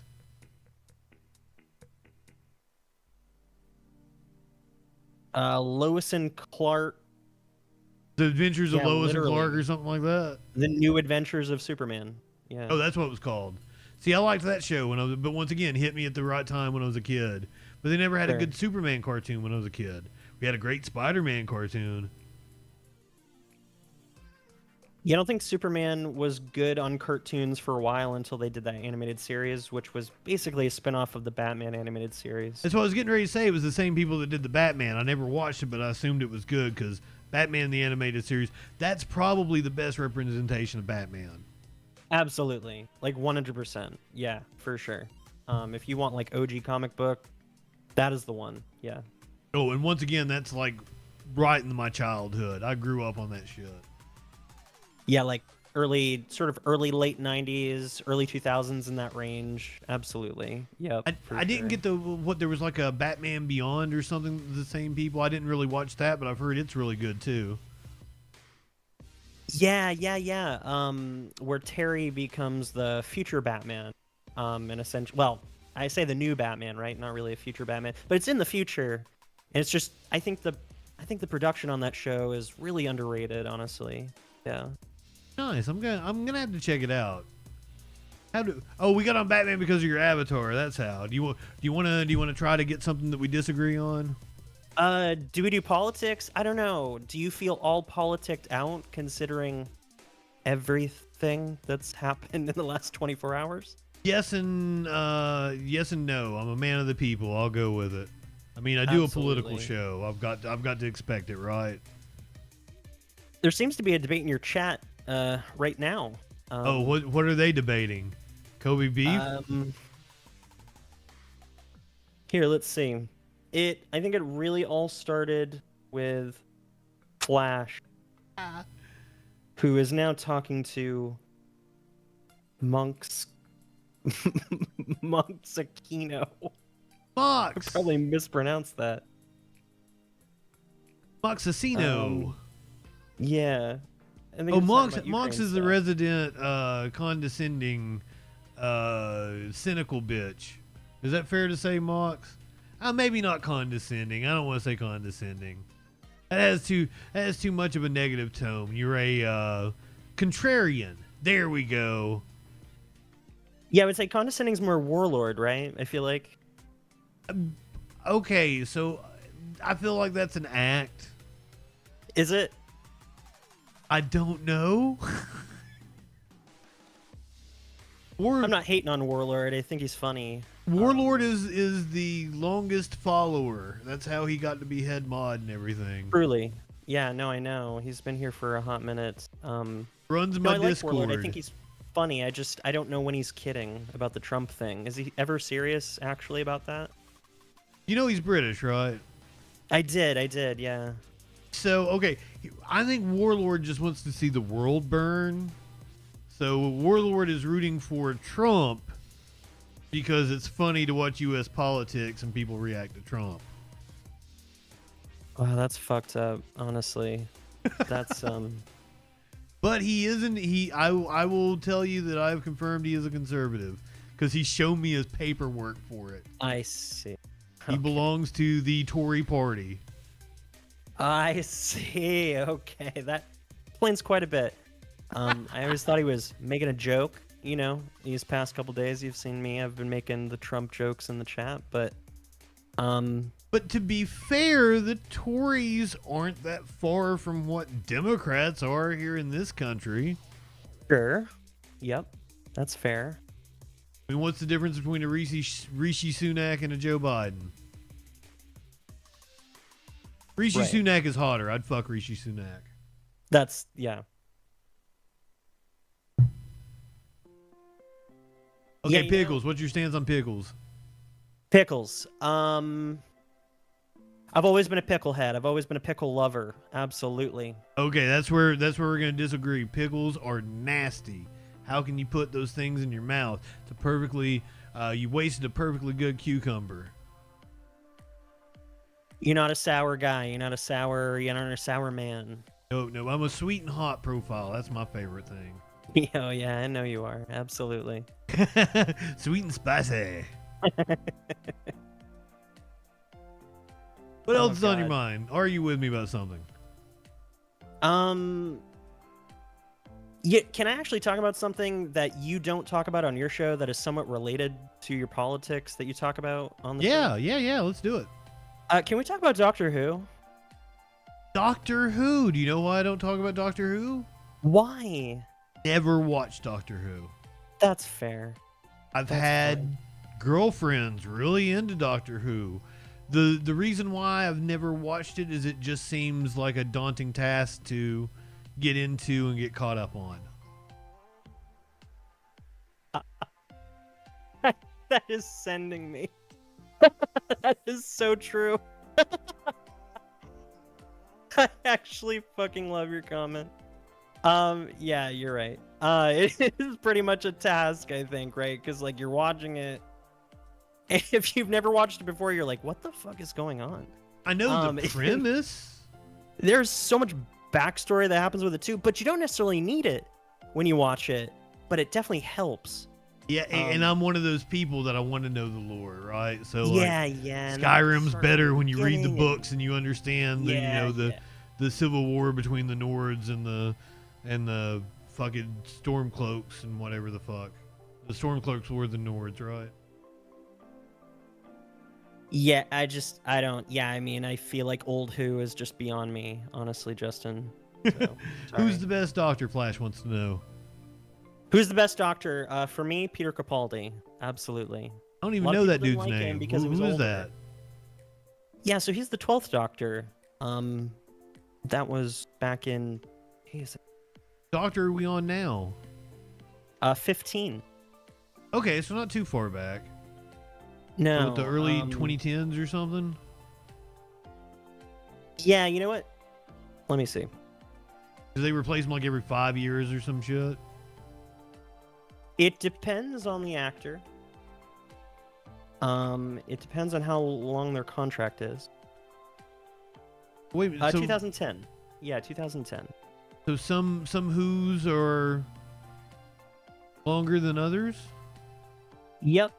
It depends on how long that actor wants to stay on the show. It depends on how long they, because the thing about that show is that it is just a grueling job for those actors. They are literally on production every day for months and months and months, and there's really no time for break because they're on a very tight schedule with a very low budget. And so they need to produce in such a short amount of time, because they have to edit and throw that shit into post-production. It's a cultural phenomenon. So how are they operating on such a small budget? I'd love to know that, actually. I would love to see how that is truly fully produced. I think there's just a lot of practical effects that still go into it, even though it may not look that way anymore. But here, you know what? I'll generalize this, since you've not watched the show, to still get to what I kind of wanted to talk about, which is the conservative take on Doctor Who in current climate.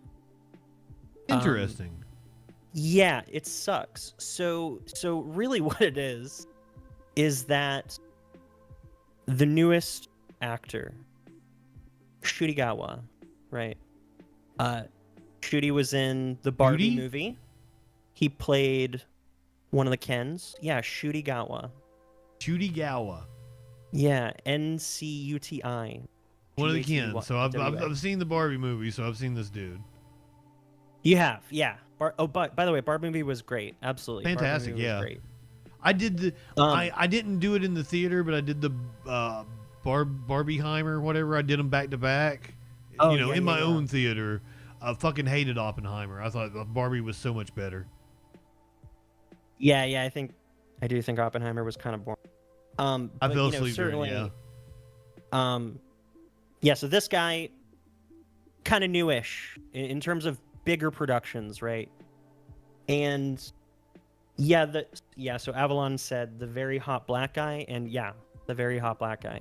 Ooh. So the thing is that the BBC is not doing so hot in terms of production for their shows and money right now. It's kind of dying, slowly, not in an immediate way, as most. That's the rest of the industry. Right. So they don't have as much money anymore to pump into Doctor Who, though they will keep doing it because it still makes them double the revenue every year for their own personal economy. So they'll still keep that shit around, right? But the thing is that they have now partnered with Disney to get more money into the show. Now, because it airs on Hulu or something now, and Disney's like the part owner, right? It very exclusively airs on the BBC iPlayer, BBC One, on TV, and they still show it on TV, and Disney Plus for U.S. citizens. Oh. Yeah. So okay. So when that was announced, to be honest, I was very optimistic. I thought it was great. All they were going to do was put money into the production to give them more of a pump up in terms of how it looked. And for the first time ever, a couple years back, when they did have this airing on Disney Plus, we finally had Doctor Who in beautiful high definition. HDR, actually, very specifically. So we now have Doctor Who essentially in a production, in a format we've never had before. And it looks beautiful. It is the most beautiful it's ever looked. I think it's peak. But the thing is that because it has partnered with Disney Plus, and because the 15th Doctor is queer in the sense that they are queer presenting and they're also a person of color, because of those things, it created the perfect storm for conservatives to tear it down. And essentially they want Doctor Who to die forever. Like truly forever. Not just with shooting, not just with the 15th Doctor, but they want that show to be gone forever, even though that will probably never happen because it makes the BBC too much money. Oh yeah, they will continue to milk that thing forever.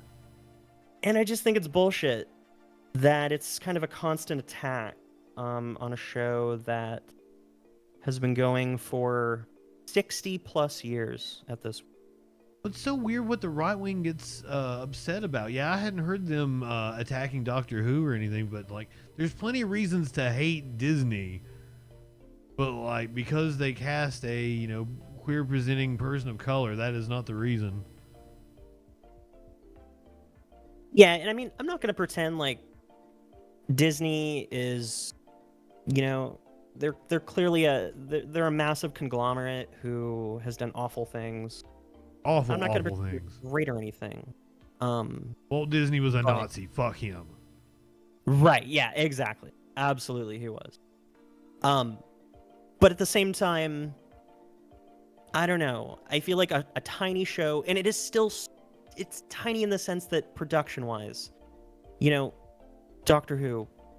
I feel like it finally got its big break with the whole Disney thing, and it seems like every month now there's new news about Doctor Who potentially not going to continue with Disney, which, by the way, it'll just go onto another platform, so that doesn't really matter. Oh yeah, if it's just a matter of rights and shit, they might get a better deal somewhere else, at an Amazon Prime or blah blah blah, wherever they go. Yeah, absolutely. Yeah, those are thoughts that have crossed the community's mind, but I think ultimately I would be sad to see it go from a high production, and I wouldn't want that to be because of quote woke end quote there, even though I don't personally believe in woke as a concept. That's made up. That's made up shit. That's boogeyman shit. Up yours, woke moralists. We'll see who cancels who. I don't know. Like, for me, the conservative ideology is just seething its way into media. I think is a disservice to the people who genuinely want to keep watching it. It is weird that, and it's fascinating to watch, because a lot of the right-wing reaction has just been to media doesn't cater to me anymore. Like, I played like a right-winger, this was a couple Halloweens ago, he was all upset that the Snickers commercial had a kid that was wearing like the little dude was wearing a dress, right? And the mom was black. It's like, he was only upset that it wasn't catering to a white family. And I'm like, that's a weird thing to be pissed about. Yeah, I agree.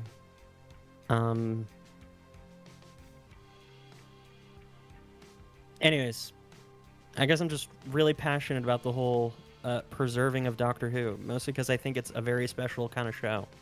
I'm on your side. I'm, as a person who, is in a lover of classic media and classic broadcasting, I know what Doctor Who's place is, and I absolutely want to see it preserved and to go on as long as it wants. And I can't imagine that the BBC and many other outlets don't want to milk it for all it is worth. When you have a recognizable property like that with a built-in fan base, no reason why it shouldn't continue. I hope they just keep making it quality. My problem with Disney being involved is hopefully like they don't water down the product for you. Yeah, no, they're not. They actually don't. I want to make that clear that Disney doesn't have a say in terms of writing or production or anything like that. They don't. Well, they can say something, but it is ultimately up to the showrunner, and he's not. They got an old showrunner back that they had before when it was rebooted in 2005, and they brought him back for this current latest season and this upcoming Christmas special we have next month. Christmas special. And the next season next year, as well as a spin-off show. I think there's a lot of good things right now, but it's a good time to be a Whovian. That's what they call you people, right? It really is. See, Justin, I want to say, I don't feel like I can have these conversations with Dave. I don't think it would work. Dave would probably tell you to watch Bird Notice and like completely shut you down. Yeah, he did last night actually. Well, not the burn notice thing, but anyways, when you were doing your thing, I left to go to sleep. And don't tell Dave, but I go over to his chat to sleep. There's a lot of shit that can put you to sleep over there. I literally go over there to have it on my phone to just sleep. Not that he's boring. I don't want to. The content is boring. What? No. I promise. That's not it. I promise. Shasta County meetings are boring. Some of that Scientology shit is boring. It is kind of thick. I mean, it's just thick in its own way, for sure. But last night, yeah, I mean, he encouraged me to go over to your chat because I was confused about a joke somebody made. And he was like, you can be unconfused by going over to Justin's chat. And I was like, but Dave, I came from Justin's chat to come here. What was the joke? What in the fuck? Somebody made a Blues Brothers fucking reference. I've never even watched the Blues Brothers. I don't know what that shit is. You've never watched the Blues Brothers? I know it's a cult classic, Justin. Don't get on me about it. Highly recommend the first one. You should watch it. They're on a mission from God. Yeah. Okay. I'll watch it at some point. Maybe when I don't know. What is it that they ordered? One fried chicken and a Coke? 2 pieces of toast and a glass of water or some shit? I don't know. It's been a long time since I've watched the Blues Brothers. I'm sorry. It's Dan Aykroyd and John Belushi. How can you... Or Jim Belushi. Jim Belushi was the good one. John Belushi was the boring one. I don't remember. No, I know it's a cult classic. Definitely. I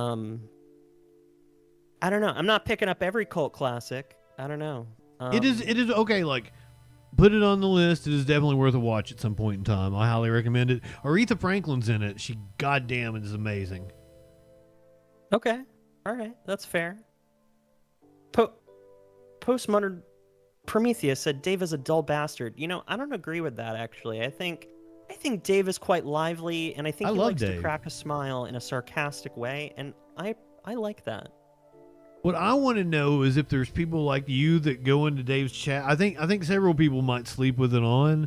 If there are people that are asleep in there and then I pop on and I'm really loud and jarring. It's Mr. Elwood, Lady B. 2 fried chickens, some dry white toast, and a Coke. Oh yeah, sure. No, that's for the Blues Brothers. Yeah, that's why I'm like, sure. Yeah, okay. Justin, I want to say that Dave told us not to sleep in the chat when we're watching his shit because it would, quote, indoctrinate us. And I don't agree with that, actually. No, I think Dave is perfect content to sleep with in the background. I don't like to do politics, so I do wrestling. I sleep with wrestling on. Yeah, and my fiance is a huge wrestling fan. Found a good one then. Yeah, well, I like to think so for sure. Congratulations. Thank you. And you have a date? I don't, because money and blah blah blah. But it's definitely honestly, at this point, we're married. Honestly, at this point, in a very official way. You've been living together so long, like Oh my god, so long. It feels like forever. It's not been that long, really, like 6 years. But I mean, that's kind of a long time. You're almost common law in most states. I believe it's 7. Really? Wow. Yeah. Okay. Jeez.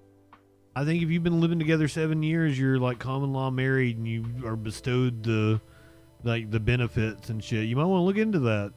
Holy shit! I didn't even know about that. Okay. Just throwing that out there. That's cool. Madison Star Moon is my girlfriend. She just doesn't know it. Does she have you blocked too, Justin? I don't think so. Does she even know about you? I don't think I am not on her radar the way that Media Winch and Dave are. True. Mox says very few jurisdictions still have common law marriage, so yeah, you might want to check into that. Sure. I might have been blowing smoke up your ass. That's fair. That's fine. Yeah. And I don't want to put anything up your ass unless you consent to it. Of course. Yeah. No, I consent, so that's fine. Yeah, that's why I said it's fine. For sure. Oh my god. What other cult classic? What is the movie that most people are shocked that you haven't seen? Oh my god, I don't even know. Let's do the reverse. What's the number one movie that people that you've seen that maybe you just love talking about for you? Oh god, that's the number one movie I've seen that I love talking. Because I know mine. I know mine. Once again, like fucking me ranting about usually it's about movies I hate, right? So that would be Babel is one of the main ones. That is 4 hours of my life I will never get back. Sure. It had Brad. It was like these. It was supposedly like 4 different stories in 4 different parts of the world, and they all intertwined. It was like a, butterfly flaps its wings in Brazil kind of deal, right? And I thought it was a really cool concept. Sucked ass. Wow. What's a movie you love? Movie I love. Big fan of Kubrick. Love Dr. Strangelove is one of my favorites of all time. Really like Full Metal Jacket. Apocalypse Now. I'm a big Tarantino fan. I love Jackie Brown was probably my favorite movie for the longest time. Really like The Devil's Rejects. That might be my all-time favorite movie. That's a good one. I'm not a big Rob Zombie fan. Sorry. Me neither. It's just that one movie. Okay, that's fair. Yeah.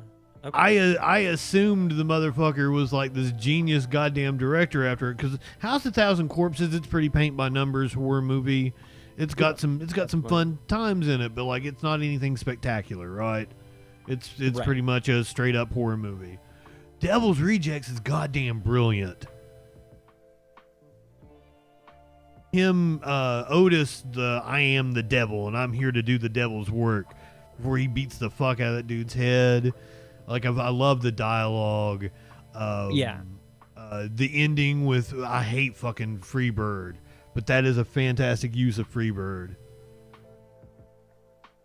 Absolutely. See there, you got me on a movie I like to talk about, but all the rest good. all the rest is Rob Zombie's movies not good.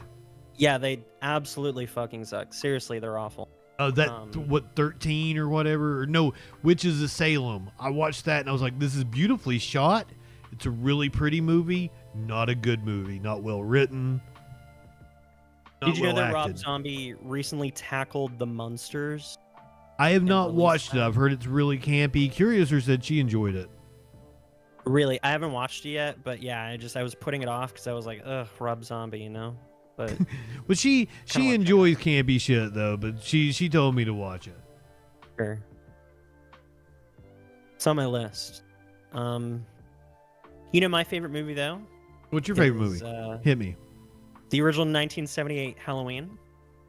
Ooh, Carpenter, always a good pick. I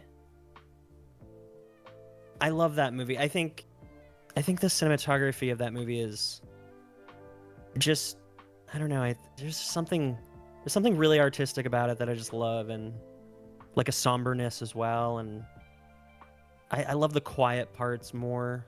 So do you love the hate lighting. Zombie because he redid Halloween because of the remake? No, that's not it. I've seen his other movies, I promise. I don't like his Halloween version though. I think it's super slutty. And I'm not into that. Shockingly, I know. All the flirting I do with you. I like it. I like his version of Halloween. It's not his best movie by far, but like that would be the second best movie he's done if you ask my opinion.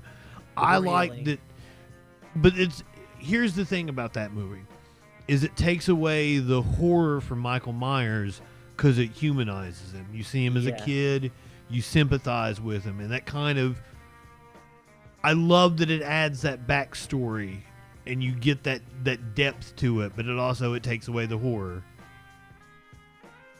You know, better than the fucking Cult of Thorn storyline that they did in like Halloween. I think it was 5 and 6. Oh God, I don't know that I've seen all. Okay, so like I remember the one on the boat. I think that's Jason Takes Manhattan, or that's Jason. That's not fucking Halloween. Yeah, it's Jason Takes Manhattan. I'm getting shit mixed up. No, there's one where he's in space, isn't he? No, that's Jason in space. No, that's Jason again. Yeah. Though maybe one day Michael will be in space. Maybe we'll get to that point where it's just so awful he'll be in space. So I feel like if you put a killer in space, it's just never going to be good. There's one where he fought Freddy, wasn't it? Was Freddy ever in space? I don't think he ever was. No, I think that was Jason versus Freddy. I'm sorry, that was Jason as well. Yeah, that also was not a good movie, Justin. Oh, I like that one. I like that one. No, okay. Most brilliant horror movie to me is Wes Craven's New Nightmare. Love that. Okay. That's a good one, actually. You know, I am actually big into the 80s horror scene. I think it's I'm big on slashers. Are you into it like a campy 80s kind of deal? Not really campy, more somber, more darker lighting, more simplicity, I think I want to call it. I don't know, I feel like there's nothing like Halloween, but I don't know. I can't compare it to anything else, really. Carpenter's a great director. Holiday, not a chud. I'm sorry if you were excited that I was debating a chud. It's Mr. Elwood, and we're having a fun conversation. I can pretend to be one. No, you can't. If you want. I can't. You don't think so? Listen to you. You sound like sweet as fuck. I am, but I can be really conservative if you want. Go ahead, try. I fucking love listening to Tom McDonald, and God damn it, Name 3 Tom McDonald songs. White Boy, that one with. No, you're right. I can't. You're right, Justin. Is White Boy really the name of one? It really is, actually, and it's probably one of the hottest contested songs yet. Had no idea. I've never listened to Tom McDonald. He's a piece of shit. We listened to Macklemore the other day, and that was actually really good. We did that for Live Music Monday when I did the Chris Christopherson died, and we did 2 people that were pro Casa on October 7th. Oh, I don't think I was there. I don't think I was here Monday. That was a fun time. I might always be lurking, but I'm not always lurking, I guess. We did Kid Rock and Beyonce this past Monday. Okay. The two musical artists most associated with the campaign. Beyonce was really. Kid Rock wasn't bad, but Beyonce was really good. How are you feeling post election here, Justin? Today, are you somber today? Are you sad? Shocked is more like it. I don't actually know what to. I'm in disbelief that it happened. I didn't think it was going to happen. I know you have a lot of hope inside you, Justin. I really appreciate that, actually. That is not a thing that people usually use to describe me. I know they don't, but I'm going to, and I just did, and I'm going to stand by it. I think a lot of people think I'm off-putting and abrasive. No. I mean, you do that, but I think there's a realism in terms of like how you truly deeply feel in terms of your party and what you represent in your politics, and I really appreciate that. I do. Well, I like to think that like who you're getting on stream is like if you had dinner with me, I'm the same exact fucking person. I didn't assume that was the case, but I'm glad that is actually. I'd be at dinner being like, you deserve a titty slap. You're just talking to the waiter. Hey, waiter. You know I like to piss in Dan Crenshaw's eye hole. You totally. You have no idea how many times like Sparkles is like amazed by the things I say to people. Just yell out the window. Mr. Elwood, would you do me a favor? What's up? Okay, like I'm gonna really put you on the spot if I do this. God. Oh no, what's up? Would you be able to entertain the chat for about 5 minutes? Sure. You think you can talk and keep them Are entertained? you going on a piss break? You what? Or what are you doing? Are you going on a piss break or Well, what? pop break. Sure, yeah. Okay. I'm not. Why do you smoke outside now? Oh, because I've got a roommate at the moment, and that's the polite thing to do. Oh, okay. And I know I'm that. fully embracing it as it's helping me to cut back and not smoke as much. Is that lady that we saw the other night? Yes. Snicks. Oh, okay. I didn't know who that was. I thought that was your... No, I didn't want to assume that was your girlfriend, Justin. I don't assume you have a girlfriend at all. And I mean that in a nice way. We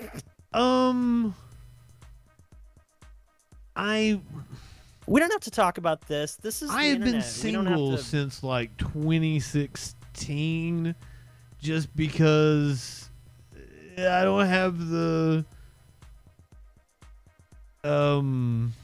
patience for it anymore. Sure. Just more fun to jack off and play video games, I guess. Oh my god. Which I mean, it's not like I've spent much of my adult life. Like the longest relationship I've ever had, I've had like 2-3 year long relationships. That's as long as I've made it. About 3 years. I've lived with a woman for a while. I've always seen you as a bachelor, to be honest with you. Very much that bachelor life. Kinda, yeah. And I always, usually it's kind of faded out, unless, especially after COVID, I would always have like a handful of people that I date, I go out with and have fun and invite over, and sometimes they even interact with each other and we have parties, but no, like it's kind of calmed down. I'm getting older, and it's just not worth the effort anymore, it seems. Sure. Is that fair? I'm not opposed to dating someone if I found someone that did it for me. At this point in time, I'd like to find somebody to shack up with, make a plan for the wasteland and split bills and shit like that. Mm-hmm. Whether love was involved or not, that's a different ordeal. Sure. Yeah. But I also don't look at love like a lot of other people. Like I don't think there's a one, right, that you're ever gonna be with. You love people differently, and you fall in and out of love with people. Somebody that you cared for 10 years ago, you might not care for in a few years. And you grow apart, and you become a different person. They become a different person, and it's just a different time. And I think a lot of people need to have that concept of like, we put too much stock on there's a perfect partner for you, and there's the one, and it's this fairy tale fucking romance, and most people don't have that. I think it fucks with a lot of people's minds. I agree with you, actually, because I feel the same way, and I felt the same way for a long time before I got into the situation I am now, which is heavenly. It is beyond heavenly. Yeah, no, I agree with you. Definitely. Anyways, I can totally entertain the chat for 5 minutes. I can try. Can't promise I'll be good at it, but yeah, I don't know. Well, if you feel that you're losing them, just sing a little ditty about Jack and Diane. Yeah, sure. That works. Here, we'll just chat. Okay. I'm leaving Mr. Elwood in charge. You guys be good. I'll try to make it like 2 minutes. I'm not gonna. Don't sing ditty. No ditty songs. Can you name I don't want to get copyright striked. Can you name a P Diddy song? Can I name a P. Diddy song? No, I don't. I don't know any. Good. Good. I just know him as like a entertainer. That's it. I don't know any of his songs though. All right, I'm glad you love it. All right, I'm gonna leave Mr. Elwood in charge. Mr. Elwood, you can talk about whatever the fuck you want to talk about. Take it anywhere. Man. Holy shit.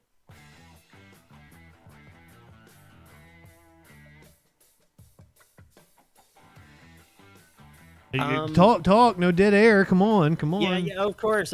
No dead air. Yep. You're right. Yeah. Can't leave you in charge of the chat code. Oh no. I trust you, Mr. Elwood. I'll be right back. Yeah. How's everyone feeling in chat today? How's everyone doing? Anyone have any particular thing they did today that maybe helped them post-election? I saw a lot of crazy comments today in other servers, to be honest. Did you guys know that I'm sure you can believe it, but the suicide hotline was backed up because there was a lot of individuals who were from the LGBTQIA community calling in today. Thought that was pretty fucked up, pretty not all that shocking.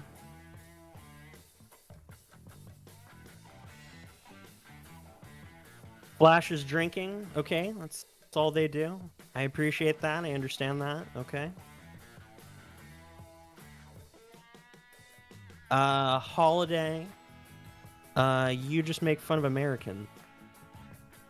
It is fucking morbid. Absolutely it is. But we live in this world now where you get these people, the talking heads that we watch all day long, that just turn out absolute dog shit talking points that just tarnish our societal normalities that I think are really important to sort of tackle, right? Like, obviously a lot of individuals are concerned about trans rights. Snicks is going to talk to you, Mr. Elwood. She's going to come sit down. Good.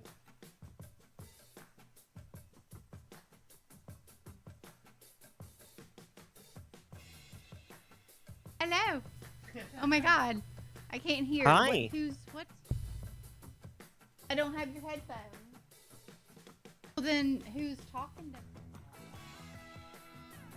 Hi. Hello. Who's Mr. Elwood? Ayo. I'm just a person. I don't know. I'm just here. How are you tonight? I'm doing okay. How you doing? It's all right. It's a nice night as it tends to be here. Where's here? Where's here? The Troll Patrol, of course. Absolutely. No. Oh, here. Where are you, Mr. Elwood? Oh my God, Elwood! Holy shit, you have no clue? Like, I should not. Like, I share a birthday with someone who is really in Elwood. Oh my God, I look so. Other last name was Elwood. No. Other full I come name from was the Woods clan. Okay. You got a Joker. Oh no, that's the Riddler. C'est moi. Okay, thank you. Jim Carrey. Jim Carrey is the Riddler. Oh, I'm sorry. Hey, touche. Where are you? Sorry, where are you? I didn't say. I Okay. won't necessarily say if that's all right. How was your night? How's my night? It's okay. Yeah, What can I do to make it better? I don't know. I think we're just talking, and I think that's wonderful. Absolutely. How much water have you had? Not enough, honestly. One thing of like our wellness, I think we all need to check our wellness wheel, no matter what flavor. We all need to check our wellness wheel and make 120%. I agree with you. Absolutely. I have a water tracker on my phone that I try to intake in terms, because you're supposed to intake in terms of your weight. So I try to intake in terms of my weight every day, but that doesn't always work out. Right, but you need to know any like notebooks, trackers. You need to know had enough water. You need and check everything. Have you had enough water? Have you enough vitamins?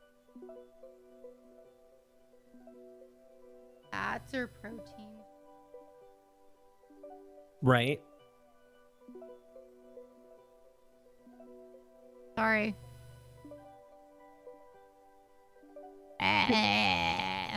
Sorry. I've been on. I have listened to HHH on TYT, so I'm a little. I don't drink. I've been drinking. I am sorry. I'm sorry. That's fine. No, it's okay.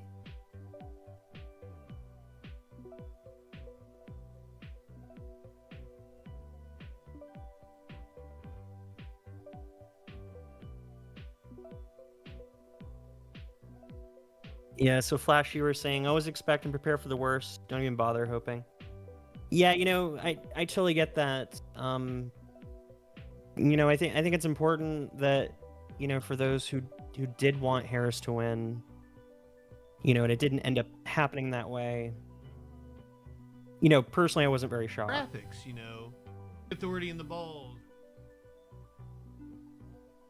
You don't like any of those? They're negative. You don't like titty slap? A titty slap! Come on, now. Titty slap's the best one. Well then, yeah, sure, do it. I was gonna let you hit one. Boom. Okay. I hit it. Absolutely, Flash. Absolutely. That's what your mom said, skank. Twice. Ah! Wow. Yeah, Flash. That was Bucky me agrees too. with me. He's like. So if you put.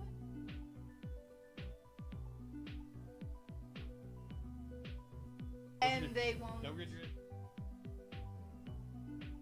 Rocky, why are you glad Trump won? Why do you feel that way?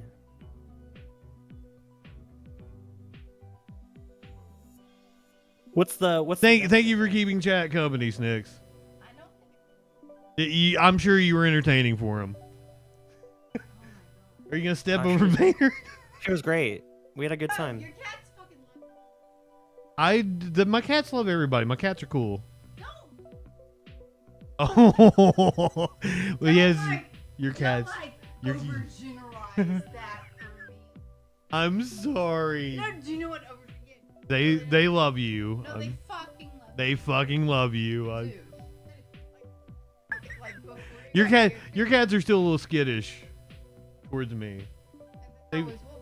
Well, dang, ma'am. You're like just bam. It's honest. I am a wonderful. I know, Snicks. I know. I was just like talking. They can't hear you, so like. I don't care. Gave me air biscuits. Smokey is amazing. I love Smokey. I gotta show him to the chat. Oh yeah. I gotta show him.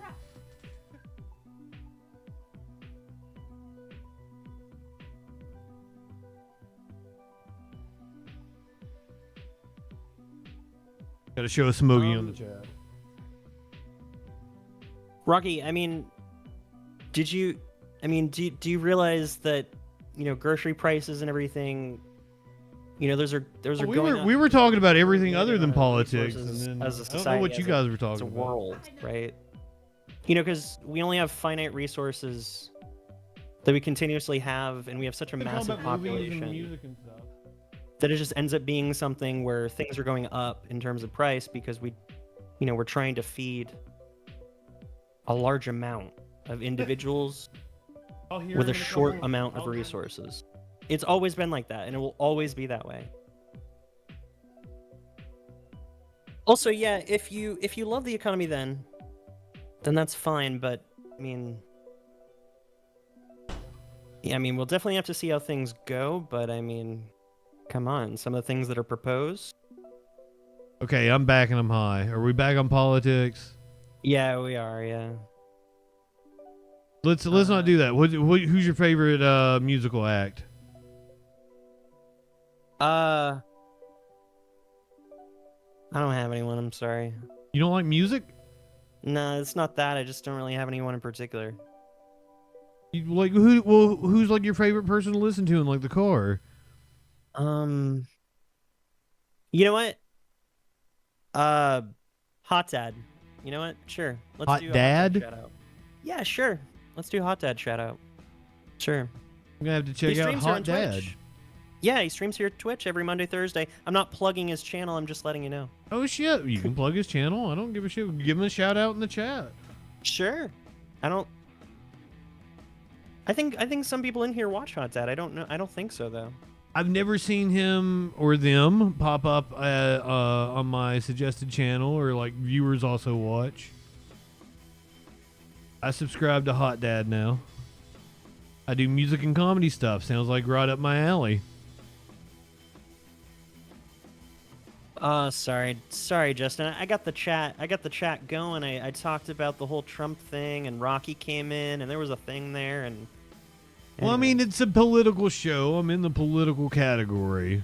I was talking politics, and I mean, I feel like I was just talking in a very particular way. I didn't mean to hate on Rocky here. I was just talking to him. Rocky good. Everybody good. No, like, I would hope that if you're in a chat for a show called The Troll Patrol, you can at least take a joke. You can poke a little fun at yourself. I hope everybody is able to do that in the chat. When you say absolutely, I think I'm cool. I'm cool with everybody. Like, if you wanna needle people, if you wanna rib people, go for it. You know, just don't get upset when they dish it back out at you. Like, that's all I ask. No, definitely not. No, that's fine. I feel like me and Flash had a synergy here. We were chatting for a while. That felt really good. That felt cool. Flash is a Fed, so watch out. So he might be trying to entrap you. Flash is good people. Also, shout out to Flash Hogwatch on Twitter. Got any other if you're still in here, Flash? You got any other channels that goes with that? Oh yeah, Flash. Like, I'm a Fed. Look at me. Look at me. I'm so high, my brown eye is bloodshot. Oh, wait a minute. That's just hemorrhoids.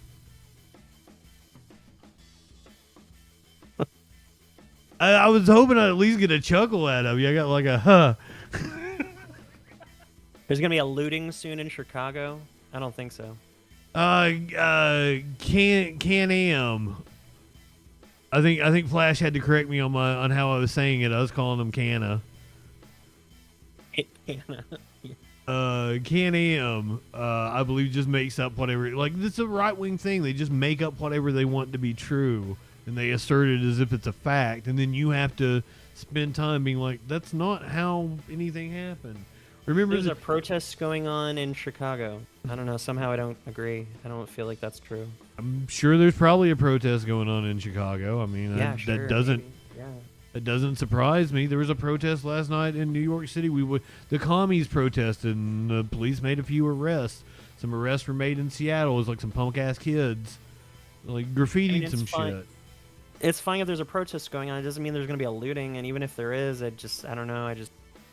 If there is, there is. I don't know. These things are not new. These things are happening every once in a while. I don't know. Right? The way you classify my eye color, I'm sorry, Mr. Elwood. The way you classify my eye color is like I think they call it hazel or whatever, or because it's kind of color change, right? If I wear, because of the gray, they look blue right now. They do. But like if I wear a green shirt, they look brown. Got too much bisexual lighting. I always thought it was your lighting, but okay. I think my. Hold on, let me see what my driver's license calls Wow, they it. look gray right there. Yeah, because it's like a gray shirt. License calls it. Yeah, you know what? There is a lot of bisexual lighting here on this stream here. I didn't even notice that until Flash said something. Wasn't even intentional. But I do, the blues and pinks are, softening. They look good. Can I say something? I don't want you to get offended. I'm not going to get offended. I think your screen is always blown out in terms of the lighting. And I know you can't totally fix that because I realize the TV in the background just gives off like a certain amount of light that you can only dim so much. I can't even find the setting to dim it. I can't because I used to use it and it looked a lot better. And I I remember that. I had to go and I'm working on that. I agree with you that it's too blown out. Right now kind of looks good, but then it'll do it because it's it's a video that I put up. Of course. So yeah, because I can't even use because that's the old Freak Show background. I can't. Ooh, that's really blown out. Oh my god, yeah. I know. I can't use my actual background because it has the troll head like winking and shit. And I love it. I love it so much. Wow, but that lighting is. It has destroyed your other lighting. That is wild. Damn. So yeah, that's the one with the troll head and it blinks and. Yeah. But it's way too blown out for this, so I don't know because I would like to have that up. I don't know how I'm gonna work. I don't have a lot of room to work with. I've kind of thought about rearranging in a way. Maybe the TV isn't even behind me. But yeah, that's something I'm taking into consideration, Mr. Elwood. It's like a temporary thing. So I figure out what I'm doing. And I didn't mean to make a comment about it. Because I know other people who come in here and they've made comments about your show.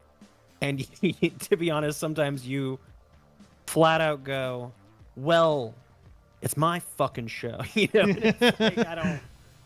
I mean, that's true, though. That is true, right? They're not the one streaming. They're not the one on here. They're not the one with the brand, with the graphics you personally make and made. I agree with that. It just. And here's the I think the Troll Patrol logo looks really fucking good. Yeah, no, it is good. It took a couple years of changes I made to it to land on that logo. Wow, this chat is getting restless, Justin. I'm sorry. I'm looking at it. I'm not even paying attention. I'm so sorry. I'm a horrible host tonight, aren't I? I was just having fun talking to you. I was wanting to talk about pop culture and movies and television and shit. Do you really want to do that? I can fuck the chat. I can fuck off on the chat. Eventually we'll hop off here. I'll finish what news we have to do, and I think there's a police chase. Everybody likes a good police chase because I think one happened earlier today, but not by the time I was on earlier. I did not mean to say I was gonna fuck the chat. Okay, but I said it, so it's out there now. It's positive. There's a lot of you that are like kinky bitches. There's possible we get big enough, we'll do like a freaking meetup or something, and we can have like a orgy if you want to. Holy shit! I'm open to it. I feel like a lot of people would come. A JustinFREAKIN orgy. Holy shit! Looks like orgy win. Oh my god! That's been my plan. That's been my plan all along. I just want to be a streamer to get an orgy going.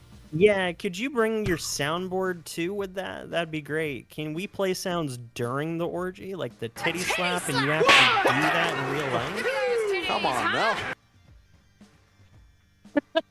Depends on if people want their titties slapped. Like some people have sensitive titties. Some people have titties that they're like, slap these fuckers, pull my nipples. Yeah, yep. Wash your ass. You got to wash your ass before you come to the orgy. Life is too Yes, short please. to walk this earth for a crusty asshole. Wash your I don't ass. know what you mean by a cut. Like, I'm not going to charge a door fee or anything. We all get a cut? Yeah, what does that mean? Cover any cuts. You don't want to get any hepatitis, you know, as we're exchanging bodily fluids. There will be an ass washing station.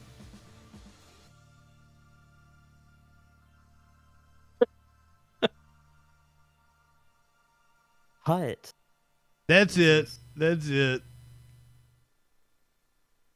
However you want to participate. If you want a titty slap, you get a titty slap. I'm sure that everybody. This is horrible. I'll set a goal on Patreon, and when we hit the goal, I'll fly everybody to the orgy. Oh my god. Oh my god. Oh fuck. Well, I don't know where to go with this conversation after that. No, it kind of died, and you know what? I think that's a good You live in segue sexual into anarchy? what that news be doing. How about you, Justin? Look at you, Mr. Elwood. You're auditioning to be a co-host, aren't you? You know, I've actually wanted to co-host with Dave a few times, but I'm afraid he'll ring me out every time, so I just don't. Why? Your audio sounds good. No, I don't think it's that. I just think, I don't know. Like, I think mentally he would ring me out. That's what I'm trying to say. You gotta know how to, like, when Dave gets sassy with you, if he gets a little Steve with you, you just gotta know, like, to put him in his place. But you've listened to me tonight, and I think you know that I don't think I'm capable of that. You've put me in my place in the Discord. Sarcastically, though. That's not a genuine... That's what you do to Dave. You sarcastically do it. Okay, sure. Okay. It's a form of putting in place, I guess. The only thing, if Dave is getting sassy with you, Dave's probably a little drunk. And if Dave's a little drunk, like, I've made some quality jokes. Dave has been drunk, completely gone over his head. The chat be laughing their asses off. And he, like, not even know what the fuck I said. I'm like, come on, Dave. But other than that, I love Dave. I love Dave. I think, seriously, out of everything... Oh, Dave's invited to the orgy. For sure. Well, of course. Yeah, I mean, naturally. I mean, you know. Producer Dave over on Echoplex Media, MILF. And Media Winch would probably... I don't know that Media Winch would participate, but she'd totally watch. Media Winch over in the corner. Watch. Yeah. All right, Mr. Elwood. It was a lot of fun talking to you. Let's find out what that news be doing. Yeah, sorry. All right. I'll see you later. Thank you. Bye-bye. Have a great night. Oh, fuck. Hey, wait a minute. Where was my it usually says Discord or something. Oh, no. It's on the phone. It's the phone one. I don't know. I'm high. I was like, it usually says something there. All right, what were we? Are we done with election shit? I had so much more election shit. What do you guys say? Skip election shit? Cats and the dogs? Absolutely, you're gonna be eating cats and dogs at the orgy.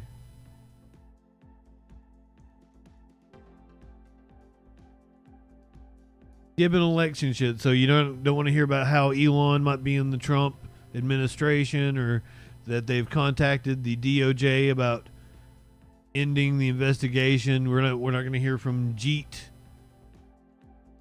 here on the reckoning that the Democrats need to have, or how Bannon is yelling about how Project 2025 is totally the game plan.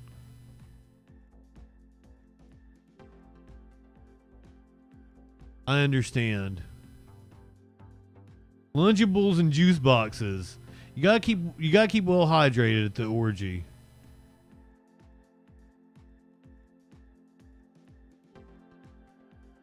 Yesterday, on election day, a man had a flare gun. arrested at the U.S. Capitol on Election Day with a flare gun. I don't know what kind of damage you're going to do with a flare gun. A disturbing Election Day incident at the nation's capital leads to the arrest of a man from Westland. Glad you're with us for Local 4 News at 6. I'm Devin Skillion. I'm Karen Drew in for Kimberly Gill tonight. The man taken into custody, shown here. His name is Austin Olson, and what happened in D.C. wasn't his first. Oh, sorry. With the law. Didn't realize my mic was still on. Talking to neighbors Coughed at right into the mic. complex and digging further into this case. Sean, he apparently had some items with him that raised some alarms. And I can show everyone exactly what those items are. We've been digging out here all day long on this. We've been here all day long. Austin Olson, 28 years old, lived here, Westland Estates apartment. Through our investigation today, we found that police were called here in the hours. A flare gun and a torch. Arrest for a welfare check, but he was already on his way to D.C. By the time he walked into the Capitol, he was arrested. Here's exactly what he had on him at the time. We've been digging, and tonight we found this 5-year-old booking photo of a 28-year-old man from Westland, Austin Martin Olson. The photo is from Canton Police. Tuesday, Election Day at noon. Olson was at the Visitor Center at our nation's capital in Washington. Police asked to screen his backpack. He stood there for a few seconds, then put his stuff on the conveyor belt. Capitol Police saw what looked like a firearm in Olson's backpack. We've obtained these photos of exactly what police found. A flare gun and torch lighter. And there's more. One of the officers noticed a faint odor of gasoline, and when they pulled the backpack off the conveyor belt, they noticed a much stronger scent of gasoline. Tonight we have the charging documents some vodka out of Washington, D.C. He left his apartment in Westland Monday, got to D.C. He told police that he was there to deliver his political thesis to Congress and then set that thesis on fire inside the Capitol. It's quite a bit, and we are trying to determine where, in fact, he did come from. And this is where Olson came from, Westland Estates Apartments off of Wayne Road. We spoke with people who know Austin Olson. But he keeps to himself. I never see him with any visitors or anything. He goes back and sits in the tree and meditates. It did not appear. I heard it described as a manifesto. He had doused all of his clothing. There was some of his clothing that smelled like gasoline, but not all of it, so it's really unknown at this point what his intention was. That investigation into that intention continues, however, in the court documents we just got out of federal court in Washington, D.C. Was this a protest of Israel? Telling police there he was not there to set himself on fire. That's already happened during a protest in D.C. in February of this year. He says he wasn't there to harm anyone. He was there to light his manifesto on fire, which indications are it was a protest of the situation in Gaza. He's been charged accordingly in federal court. Guys, the investigation to all this continues. That booking photo you saw, the old one, that's from a DUI in Canton. We're still digging on this. We'll have more. I thought he looked fucked up. Charging documents. There's a lot. Maybe he was drunk. They're on clickondetroit.com. Back to you. All right, appreciate your work. Thank you, Sean. Well, there you have it.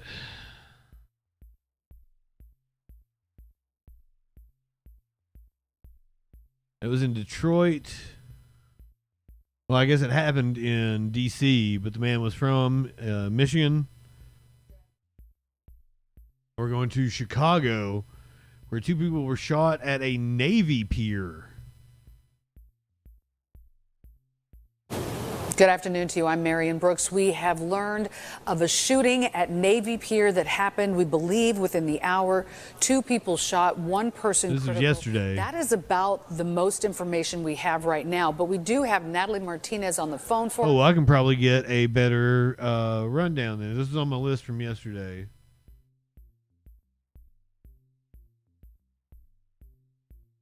Apparently, a disgruntled worker.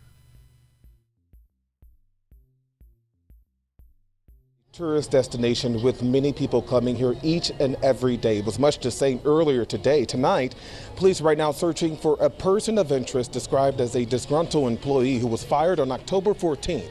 They say he returned here today. I think it was an actual Navy pier. They got a ship docked or something.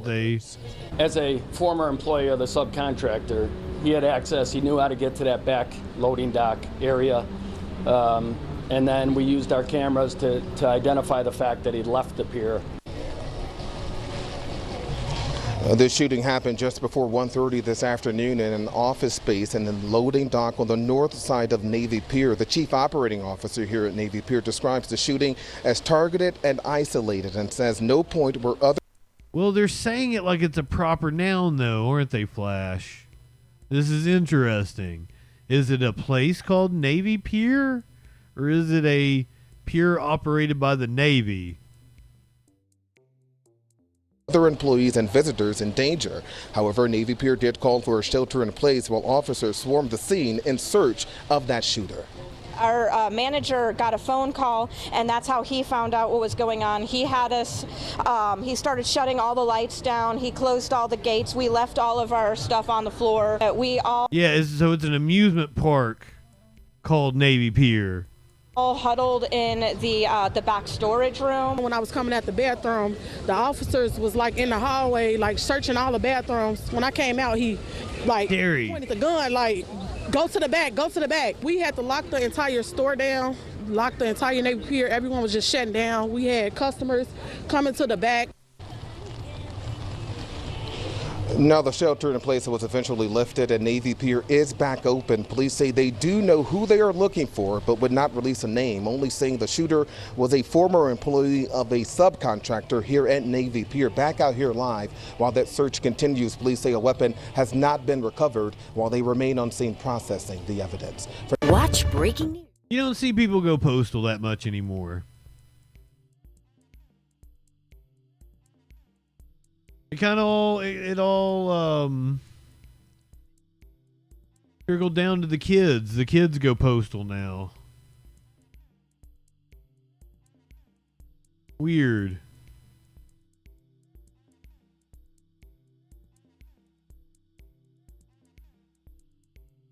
A state lawmaker in Ohio is calling for an investigation after a Sagamore Hills police detective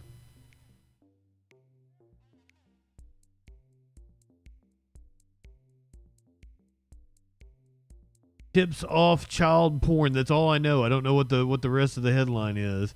Is the detective involved? Let's find out. Developments tonight on a story involving a Sagamore Hills police detective who tipped off a child porn suspect before searching his home. Now, oh, wow. We're hearing reaction from an Ohio lawmaker who's calling for.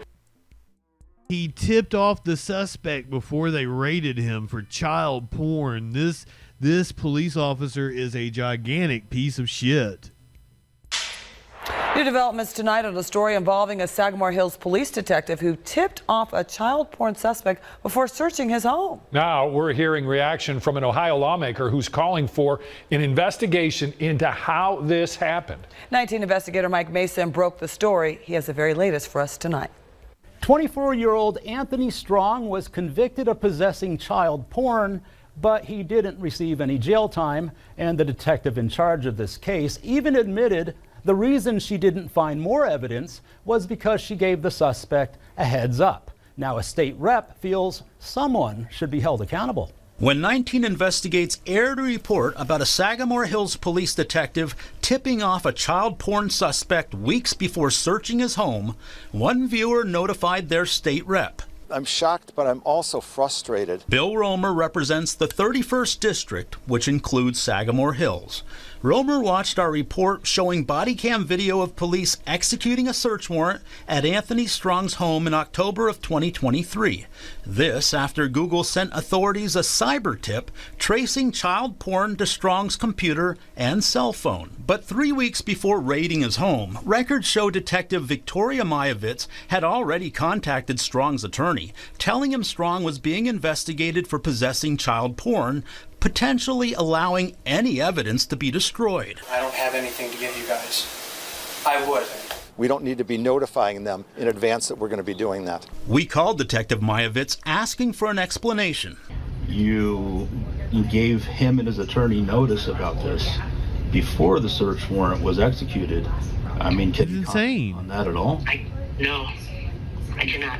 Representative Romer feels police mishandled this case and someone should be held accountable. That's not the way police welcome in. work. And I believe that there should be a full examination on what happened in that case. We asked the Sagamore Hills police chief if Mayovitz was reprimanded. He says she was not, and the case is now closed. This past May, Strong pled guilty to 1 count of possessing child porn. He was placed on probation and is now registered as a sex offender. Mike Mason, 19 News.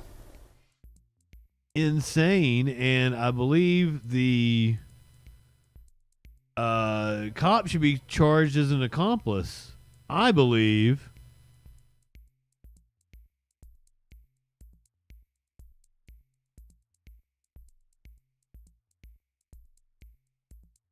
In my opinion, let's do more police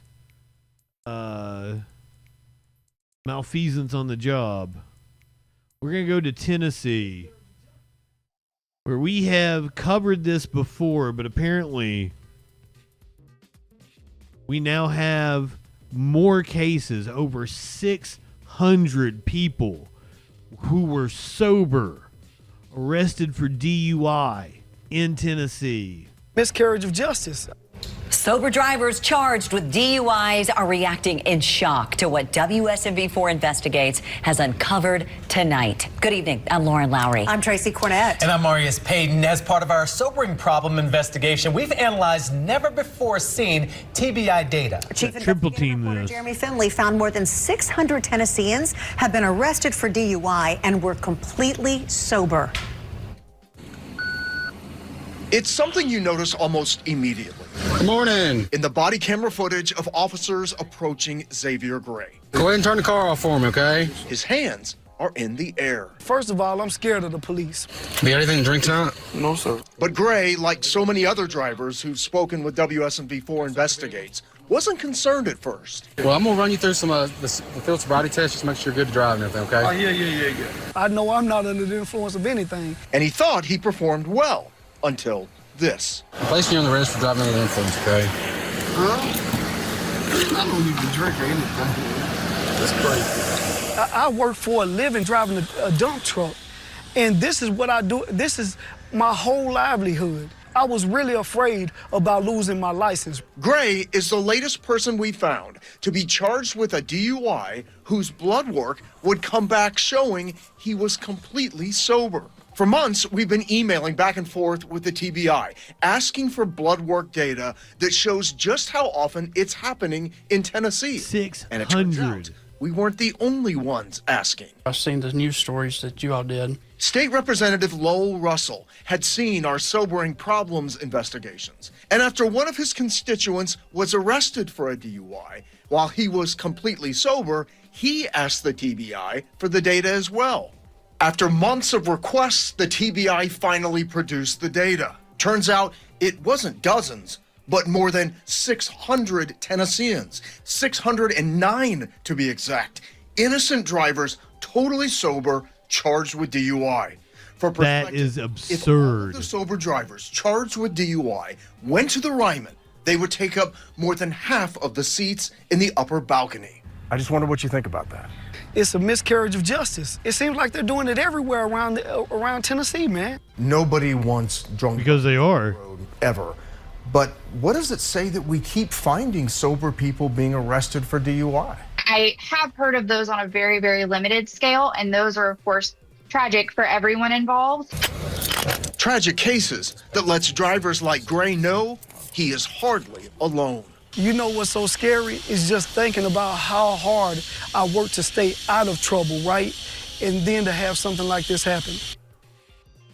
Jeremy, the implications of this, they're just so widespread. Hundreds of innocent people charged with crimes they didn't even commit. Yeah, Lauren, we just obtained this data on Friday, so now we're sharing it with prosecutors and lawmakers. Their reaction. Representative Russell says he wants the TBI to create a database for all crimes in Tennessee, showing what a person was charged with and whether or not they were convicted. We know sober people charged with DUI often have their mugshots appear online. If this database is created, it at least would be a public record showing what the crimes against them were dismissed. Marius? Jeremy, you keep pushing on this story. Thank you. Well, keep pushing on it.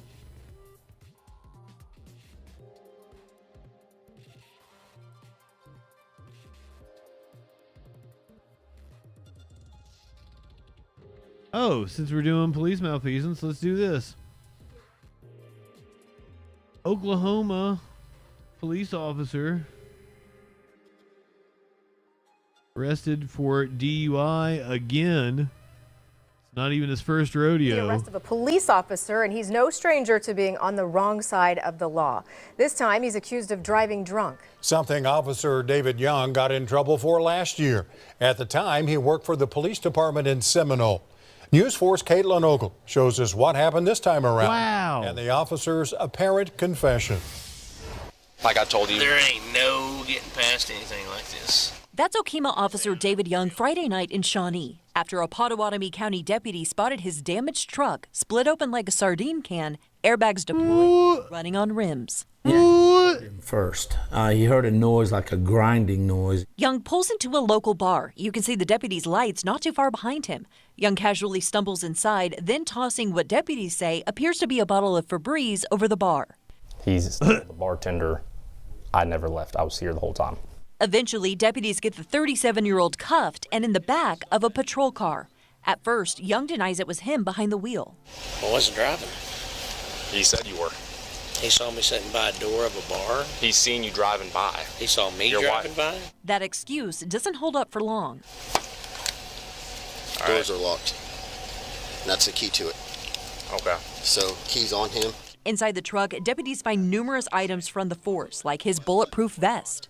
There's that. Take that. Wow. He ain't gonna be a cop anymore. Along with his rifle, a full magazine, and his pistol. Just want to make sure. Hey, and one in the chamber. Okay. On the floorboard, his Okemah police badge, body camera, and radio wet. It was covered in alcohol next to a decan of Michelob Ultra. And finally, a 12-pack of Michelob Ultra, 4 cans shy of being full. What? Guess what? What do you find? There's an open container. With the evidence stacked up against him, Young comes clean. He's admitted to being an alcoholic. Hey, you're a cop. You get it. I got a job to do, right? You would do the same to me. Guilty. What are you guilty for? I'm guilty whatever you said I did. So was you driving? Yep, 100%. Can y'all keep Dumbass. Internet? While we were talking to the sheriff and the deputies, Young gave me a call. He didn't have too much to add, mumbling he was, quote, screwed. The sheriff and his deputies, Young finds out he is. This could have had a different ending. I'm not too empathetic with someone who's going to put other people's lives at risk. In Pottawatomie County, Caitlin Ogle, Oklahoma's News 4. All right. I mean, he did a number on that fucking truck. Look at that shit. This was the body or the security cam footage from a gas station. The police department in Seminole. News 4's Caitlin Ogle shows us what happened this time around and the officer's apparent confession. I mean, that was the first time he was driving drunk. No getting past anything like this. That's Okemah officer David Young Friday night in Shawnee after a Pottawatomie County deputy spotted his truck split open like a sardine can, airbags deployed. Like a sardine can. Heard him first. He heard a noise like a grinding noise. Young pulls into a... He goes into the bar and says, I've been here all night. Fucking wild. You can see the deputy's lights not too far behind him. Young casually stumbles inside, then tossing what deputies say appears to be a bottle of Febreze over the bar. He's told the bartender, I never... Did he drink the Febreze? What did he do with the Febreze? Did he just spray himself with it and then threw it over the bar? Left. I was here the whole time.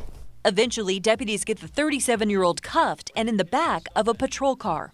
At first, Young denies it was him behind the wheel. I wasn't driving. He said you were. He saw me sitting by a door of a bar. He's seen you driving by. He saw me driving. He seems pretty sober. Excuse doesn't hold up for long. He smelled of lavender. That's the key to it. Okay. So, keys on him. Inside the truck, deputies find numerous items from the force, like his bulletproof vest. There's that. Take that. That's not his one. I'm so glad we watched that. That wasn't on my list. It just popped up there. Let's do more. Let's do more. More cops getting their comeuppance. Let's go to Las Vegas where bail has been increased for a cop. Our news here at 5 o'clock. A heated argument in court over whether a Las Vegas Metro Police sergeant charged in 2 criminal cases should go back to jail. 8 News Now investigator Vanessa Murphy has been closely following the case against Kevin Menon for child porn. 2 cases of child porn. She is the latest from the Regional Justice Center. Prosecutors say even after police arrested Kevin Menon and searched his home, he kept child pornography on his devices. He's not throwing it in the trash. He retains possession because he wants it. Menon also wanted the judge to believe he attended Harvard College, which he wrote in this character letter. Turns out he didn't.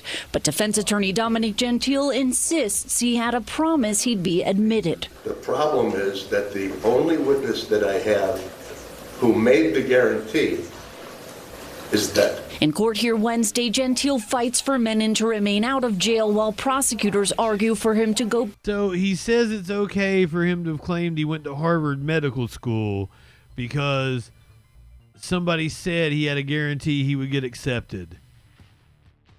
Back to jail. In his first case, Menon's accused of abusing his power as a sergeant on the Las Vegas Strip and creating fake reasons to arrest people. He was targeting. Oh, wow. So we did this story a few months back of him making up reasons to arrest people. So apparently they found child porn on his phone and his laptop and shit. Fuck. Who made the guarantee is dead. In court here Wednesday, Gentile fights for Menon to remain out of jail while prosecutors argue for him to go back to jail. In his first case, Menon's accused of abusing his power as a sergeant on the Las Vegas Strip and creating fake reasons to arrest people. He was targeting people of color. A grand jury indicted him for 13 charges. Detectives say when they searched Menon's home for that investigation, they found the child pornography. Police arrested Menon a second time, searched his home again, and say they found more. A grand jury indicted Menon for 2 more charges Tuesday. My full name is Kevin Hendrick Menon, Your Honor. Menon pleading not guilty in his first case, while Judge Ron Israel increases his bail to $150,000. Menon's wife he should not be a free man. With him hand in hand. The judge giving Menon 24 hours, as Gentile says they work with a bail bond company so he can be released from jail for a 3rd time. I believe in the man. I believe that the guy's a good law enforcement officer. He lied in his character letter. Bullshit. He did not characterize it as accurately as he might have, but I don't think he lied. So why he should lied. I believe anything he says? That's a fair question. Yeah, it is. Question. And I'm going to address that in preparation for the trial itself. This guy's a lawyer. Pornography case, Judge Wood set bail at $100,000 cash, meaning Menon had to come up with that full amount. He did. In this case, Judge Ron Israel said he doesn't have to come up with the full bail amount of $150,000. He can pay a bond company 15%. That's more than $22,000. Reporting in downtown Las Vegas, Vanessa Murphy, 8 News Now. Piece of Final shit. footnote here, Menon is on unpaid leave now from Metro. He's not even fired. Not even fired. They found him with child porn and he didn't even get fired.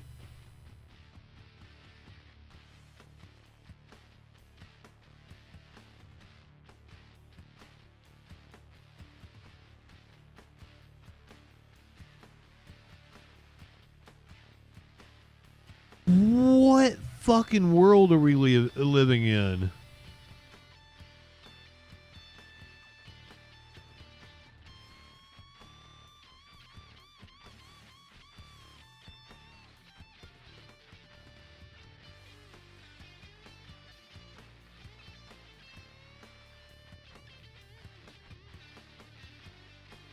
Man in South Carolina was arrested for burning down a car dealership. Maybe he was Antifa. Maybe he was upset over the election. Does not look like Antifa. Looks like if he's upset about the election, right he'd be a Trump supporter. County, a man is accused of stealing multiple cars from a dealership before setting the place on fire. Just moments ago, the sheriff's office identified. Well, that had nothing to do with the election then. Charles Chambers. He's facing multiple charges this evening. Our Maya Payton is live at Deals on Wheels to show us the damage and explain Deals on how Wheels this all unfolded. Maya. Mark and Sydney, this one has the Anderson County Sheriff's Office scratching their heads in disbelief as they try to understand what all has happened here today. First, check out what's left of this dealership, nothing but its bare bones structure. They say they're really trying to figure out why the suspect chose to scatter the vehicles across the county with no apparent rhyme or reason. At around 4 a.m., the Anderson County Sheriff's Office says a man broke into Deals on Wheels, stole car keys and 8 vehicles, then placed them randomly across the county. What is the motive here? You know, we have somebody who the suspect is from Spartanburg County originally. So what brought him to Anderson? Those are things that right now I can say our detectives are meeting and working all together to try and get to the bottom of it. The Sheriff's Office says the suspect set the business on fire. The only thing left standing here is the car lot. The building is a total loss. As for the 8 vehicles, detectives have found them all. He stole them and put them in, in broad daylight, basically out in the open, not trying to really hide them in any way. And again, that's what raises the questions of why was this done to begin with? Detectives are left with more questions, one being, was this a targeted act? We are still working through that to see if there is a relationship there or if this is just a random act. It's a scene that's had nearby businesses and neighbors staring in disbelief. We all are working hard for the money that goes into our pockets. We all are trying to make this community, this county better. And when something like this is inflicted on one of our businesses, it's heartbreaking. The Sheriff's Office says the suspect could be facing up to 8 counts of grand larceny and more. Maya, besides the destruction of the business, are there any other damages? Well, Sydney, the Anderson County Sheriff's Office says none of the vehicles were damaged. However, we did speak to a nearby neighbor who says he has damage to his fencing, where the suspect either tried to enter or escape through his backyard. In Anderson County, I'm Maya Payton, WYFF News 4.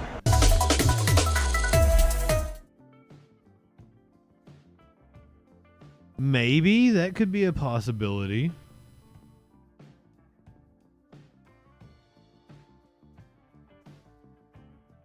Meanwhile, a woman in Philly is wanted for breaking doors at several TD Bank locations.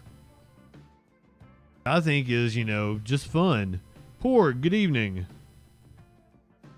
Philadelphia police are searching for a suspected vandal who targeted TD Banks in Center City. Surveillance video here captured the woman on the night of October 30th throwing bricks into the glass doors at one of the locations. Investigators say she did this at a branch on JFK Boulevard, 19th and Market, and the 1700 block of Walnut Street. If you know anything about who this person is, call police. Org. My sympathies go out to you. I can say that, the thought has crossed my mind, should I leave the country? And my decision has always been, coming right down to it, that it's a place of privilege to be able to leave, and I need to stay here and fight.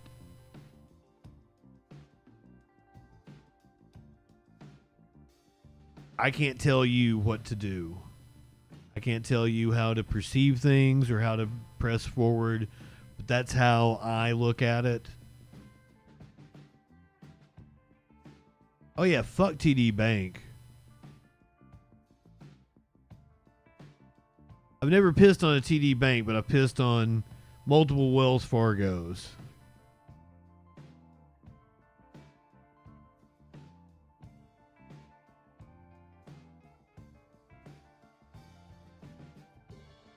Fortunately, people out in California are seeing horrid fire season this year.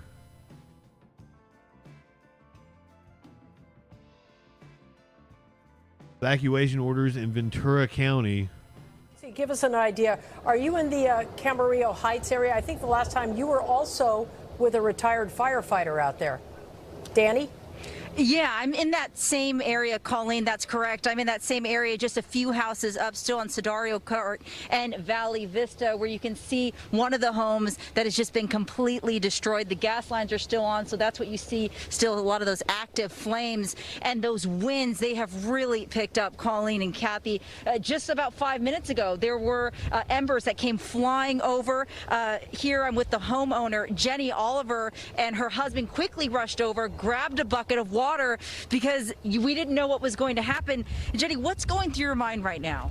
It's time to get out, I think, soon, because the winds are kicking up, so it's best that we go. Okay, you evacuated this morning, you came back. What did you want to grab now you had this opportunity? Honestly, just you know, medication, supplies, quilts, yeah. You know, just nothing of value, more of personal value. Yeah. And Jenny, you know, when you came up here, what are some of your concerns right now? I mean, you see your neighbors' homes. You are trying to water down some of these hot spots. I would never hold it against you that you donate, that you don't donate to streamers. Some sleep, some food. I pray everybody else is out. I mean, really, that's the most important thing, is life and animals. And so I think we've done a good job. Great neighborhood. I mean, honestly, the neighborhood is great. So, yeah, I think it's just a matter of seeing tomorrow, and let's hope that the winds die down, because there's a lot of, you know, neighborhood left, and let's hope that, you know, we can stop it now. Okay. And also, fuck TD Bank. Larry, you showed me your backyard. A lot of that was destroyed. What are you going around, and what are your concerns right now with the house with securing it up? Just hot spots, you know, looking for embers that are burning around. But pretty much our yard is toast, so it's all been swollen. Thank God for some good neighbors. That this neighborhood's great. They were able to get here before us and get everything out. So we were just kind of making sure that everything's out. We went up into the attic and checked for embers inside the insulation. Just make sure there wasn't anything smoldering up there. Got up on the roof, did some spraying, just trying to, you know, get ahead of it. So I saw there's some embers kind of in my neighbors' houses, unfortunately, and I'm trying to put those out as well. All right, and we've seen a lot of your neighbors. Some came several blocks away just to help water your house, water your other neighbors' houses. Tell me, what's it been like to see your neighbors jump in knowing this disaster's happening? Well, it's fantastic. I mean, we live here. We live here because not only because it's beautiful, but it's also friendly, and the people here are just. I mean, we all come over to each other's houses. We all look after each other's dogs and kids when they're young, and it's just great to know that they come on each other's houses. That everybody's got people's backs here in Camarillo. Yeah. All right, you guys have wrapped it up. You grabbing a few more items, or do you think you got it wrapped up tonight? I think we got it pretty wrapped up. Gonna say a few prayers, and hopefully it'll be here tomorrow. I hope that I know that the fire department's doing their best to get everything down, you know, and I know that they have to save lives before they can save buildings. So we can just hope that everything kind of shifts westward and northwards, and we're going to be all right. Larry, Jenny, thank you so much. Be safe tonight. Thank you for talking to us. Yeah, and Colleen, earlier you asked me about the power in this area. The power has been shut off to all these homes, so those lights that we saw on earlier. It's definitely dark. Generator. That's the very latest. Reporting out live here. Back to you in the studio.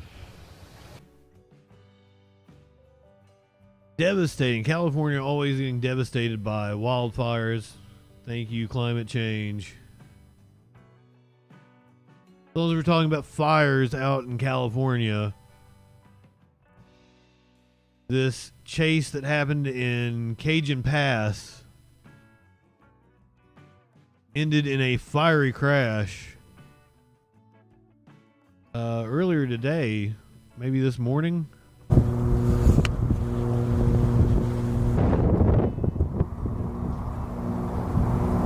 do not have the full chase, though. Apparently it was kind of a short pursuit. Not exactly sure what kind of incident led to this crash.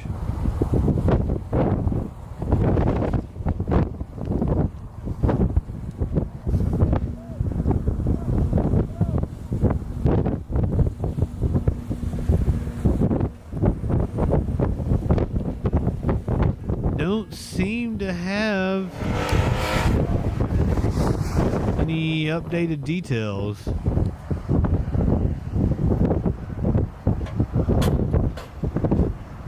They said this happened hours ago.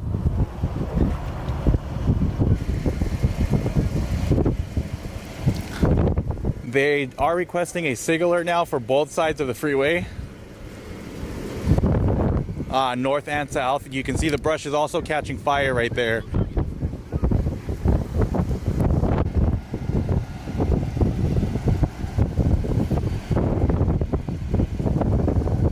That's not good. You can see these are the San Bernardino PD units that were in pursuit of the vehicle that was reported to be a stolen, occupied pickup truck, Chevy Silverado, I think is what they said. And then the vehicle crashed. After the crash, it caught fire, and the suspect ended up footbailing somewhere near this area, and he ended up getting caught.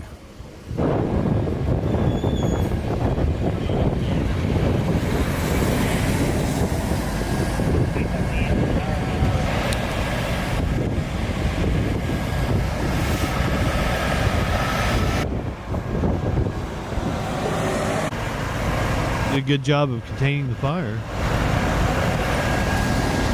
Well, apparently the suspect was caught. The vehicle seems to be a total loss, though.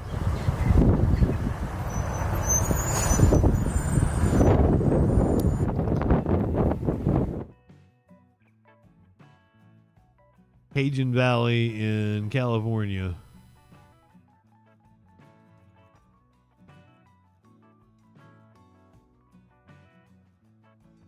Let's go to this plane crash that happened earlier today in Arizona. Apparently killed multiple people. Are mourning 5 people killed in a plane crash. The plane hitting layers of fencing and a car outside of Falcon Field Airfield in Mesa yesterday. 12 News journalist Sean Rice has been working to try to learn more about the 5 people who perished, including a young boy. Sean. Yeah, Mark and Kreba, good evening to you both. Unimaginable loss. They're the words I keep hearing from all 4 of the Arizona families impacted by yesterday's devastating plane crash. This is what it looks like right now. We're just over 24 hours since this plane crash happened, and here's what we know. 5 people were inside this Honda Jet here behind me when it never fully made it into the air. Mesa police tell us 4 people who were inside the plane did die. Another person died after their car was hit by the aircraft, as it never again made it fully into the air. Now, those victims inside the plane have been identified as 43-year-old Spencer Lindahl, 48-year-old Rustin Randall, 44-year-old Drew Kimball, and his son, 12-year-old Graham Kimball. The plane crashed through multiple layers of fencing outside the airfield just before 5 p.m. Tuesday evening before it crashed into a car that was traveling right along where we are standing. This would be Greenfield Road. Now, the driver of that car also died in this crash. Their identity has not yet been released. Family members of the Lindahl family tell 12 News their daughter was just returning today from an LDS mission out of state. They are now grappling with the loss of LDS mission. Father. And in a post on social media, family members of the Kimball family say their hearts are, quote, excruciatingly heavy as they share the loss of Drew and Graham in a tragic plane accident. Friends of the Kimball family told me today their family was already hurting after they lost their other son to suicide last year, and now their family has lost yet another son and their husband and father as well. Now, today I spoke with a local airline pilot who says his heart, of course, goes out to all the families involved, but he says these types of accidents don't happen entirely often here in Arizona, especially on a day where the weather conditions were fair. There's an old saw that says the most dangerous part of any flight is the drive to the airport.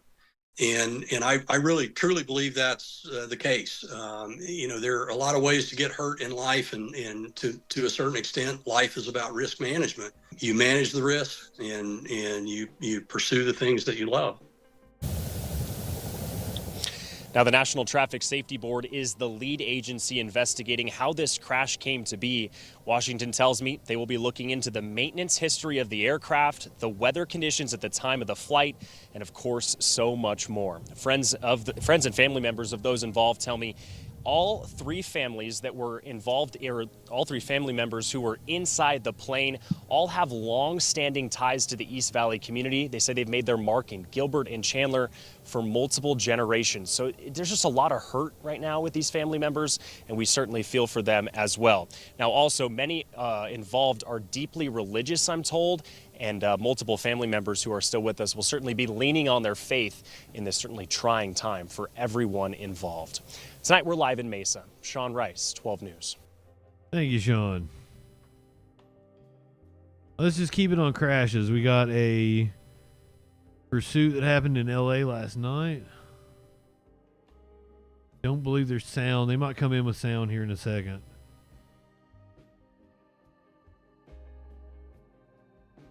Motorcycle chase. Usually they get away when they're on a motorcycle.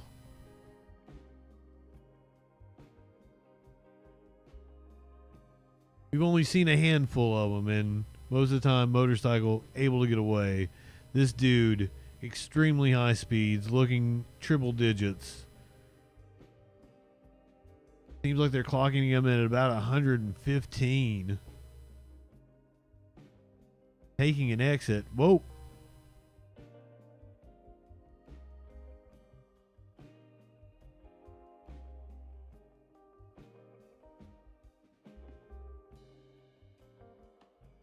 Taking off again. I like that he lets the cops get right up to him and then takes off.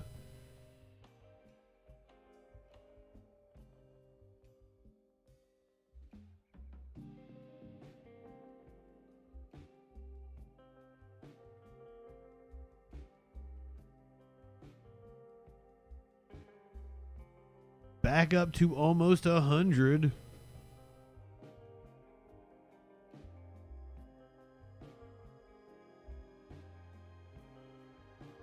We're on the 110 outside of LA.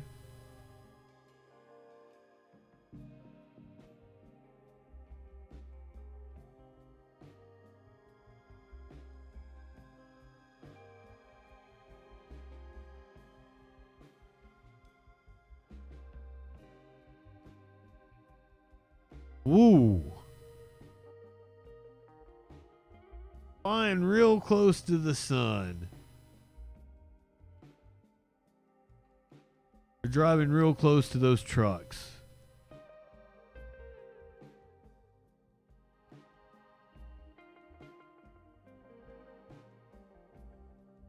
On an exit ramp again, but looks like he likes this maneuver of going off the exit ramp and then coming right back onto the freeway.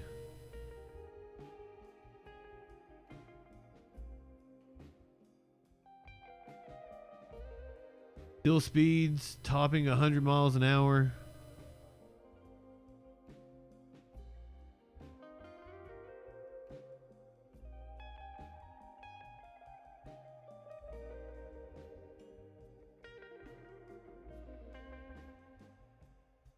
Takes the exit again. Oh! Oh!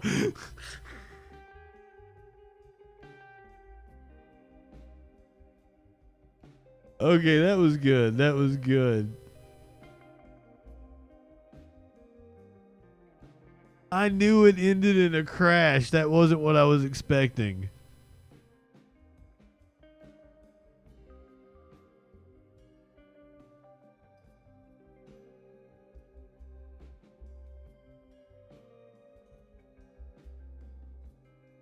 That was like boing boing. He just hit a road sign and bounced off of it. Probably got down. He was going at least 70, 75. That had to hurt. No. Okay, he gets down to about 40. He did slow down coming into it.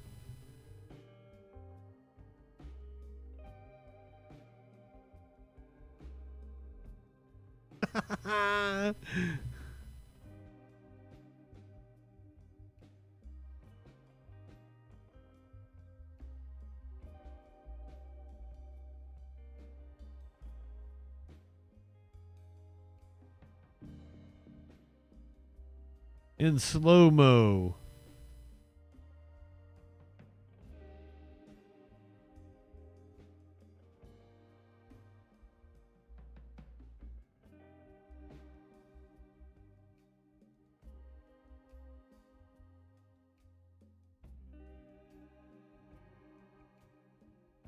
I love that he needs to get his bearings about him before he can take off running.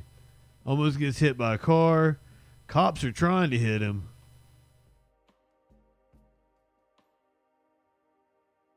Did he fall over the wall? Did he fall or did he give up?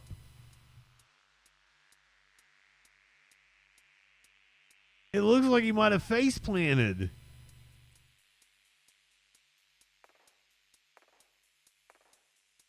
What do you guys think? Did he face plant right there?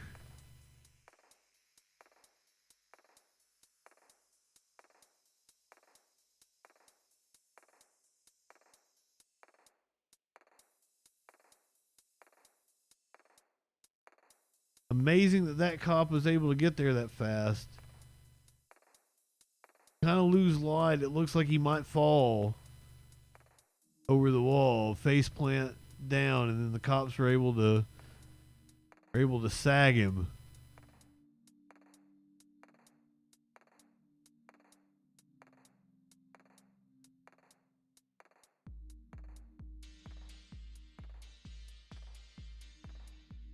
Excellent. Really enjoyed that. That was a fun one.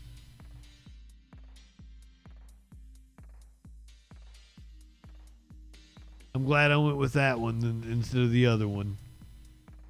I had to.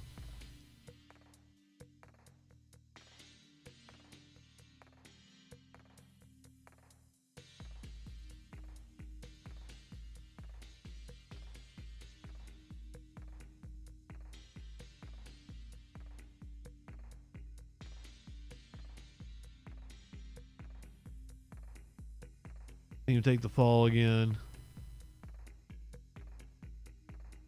Over the wall. I think he face planted there, but it's hard to tell.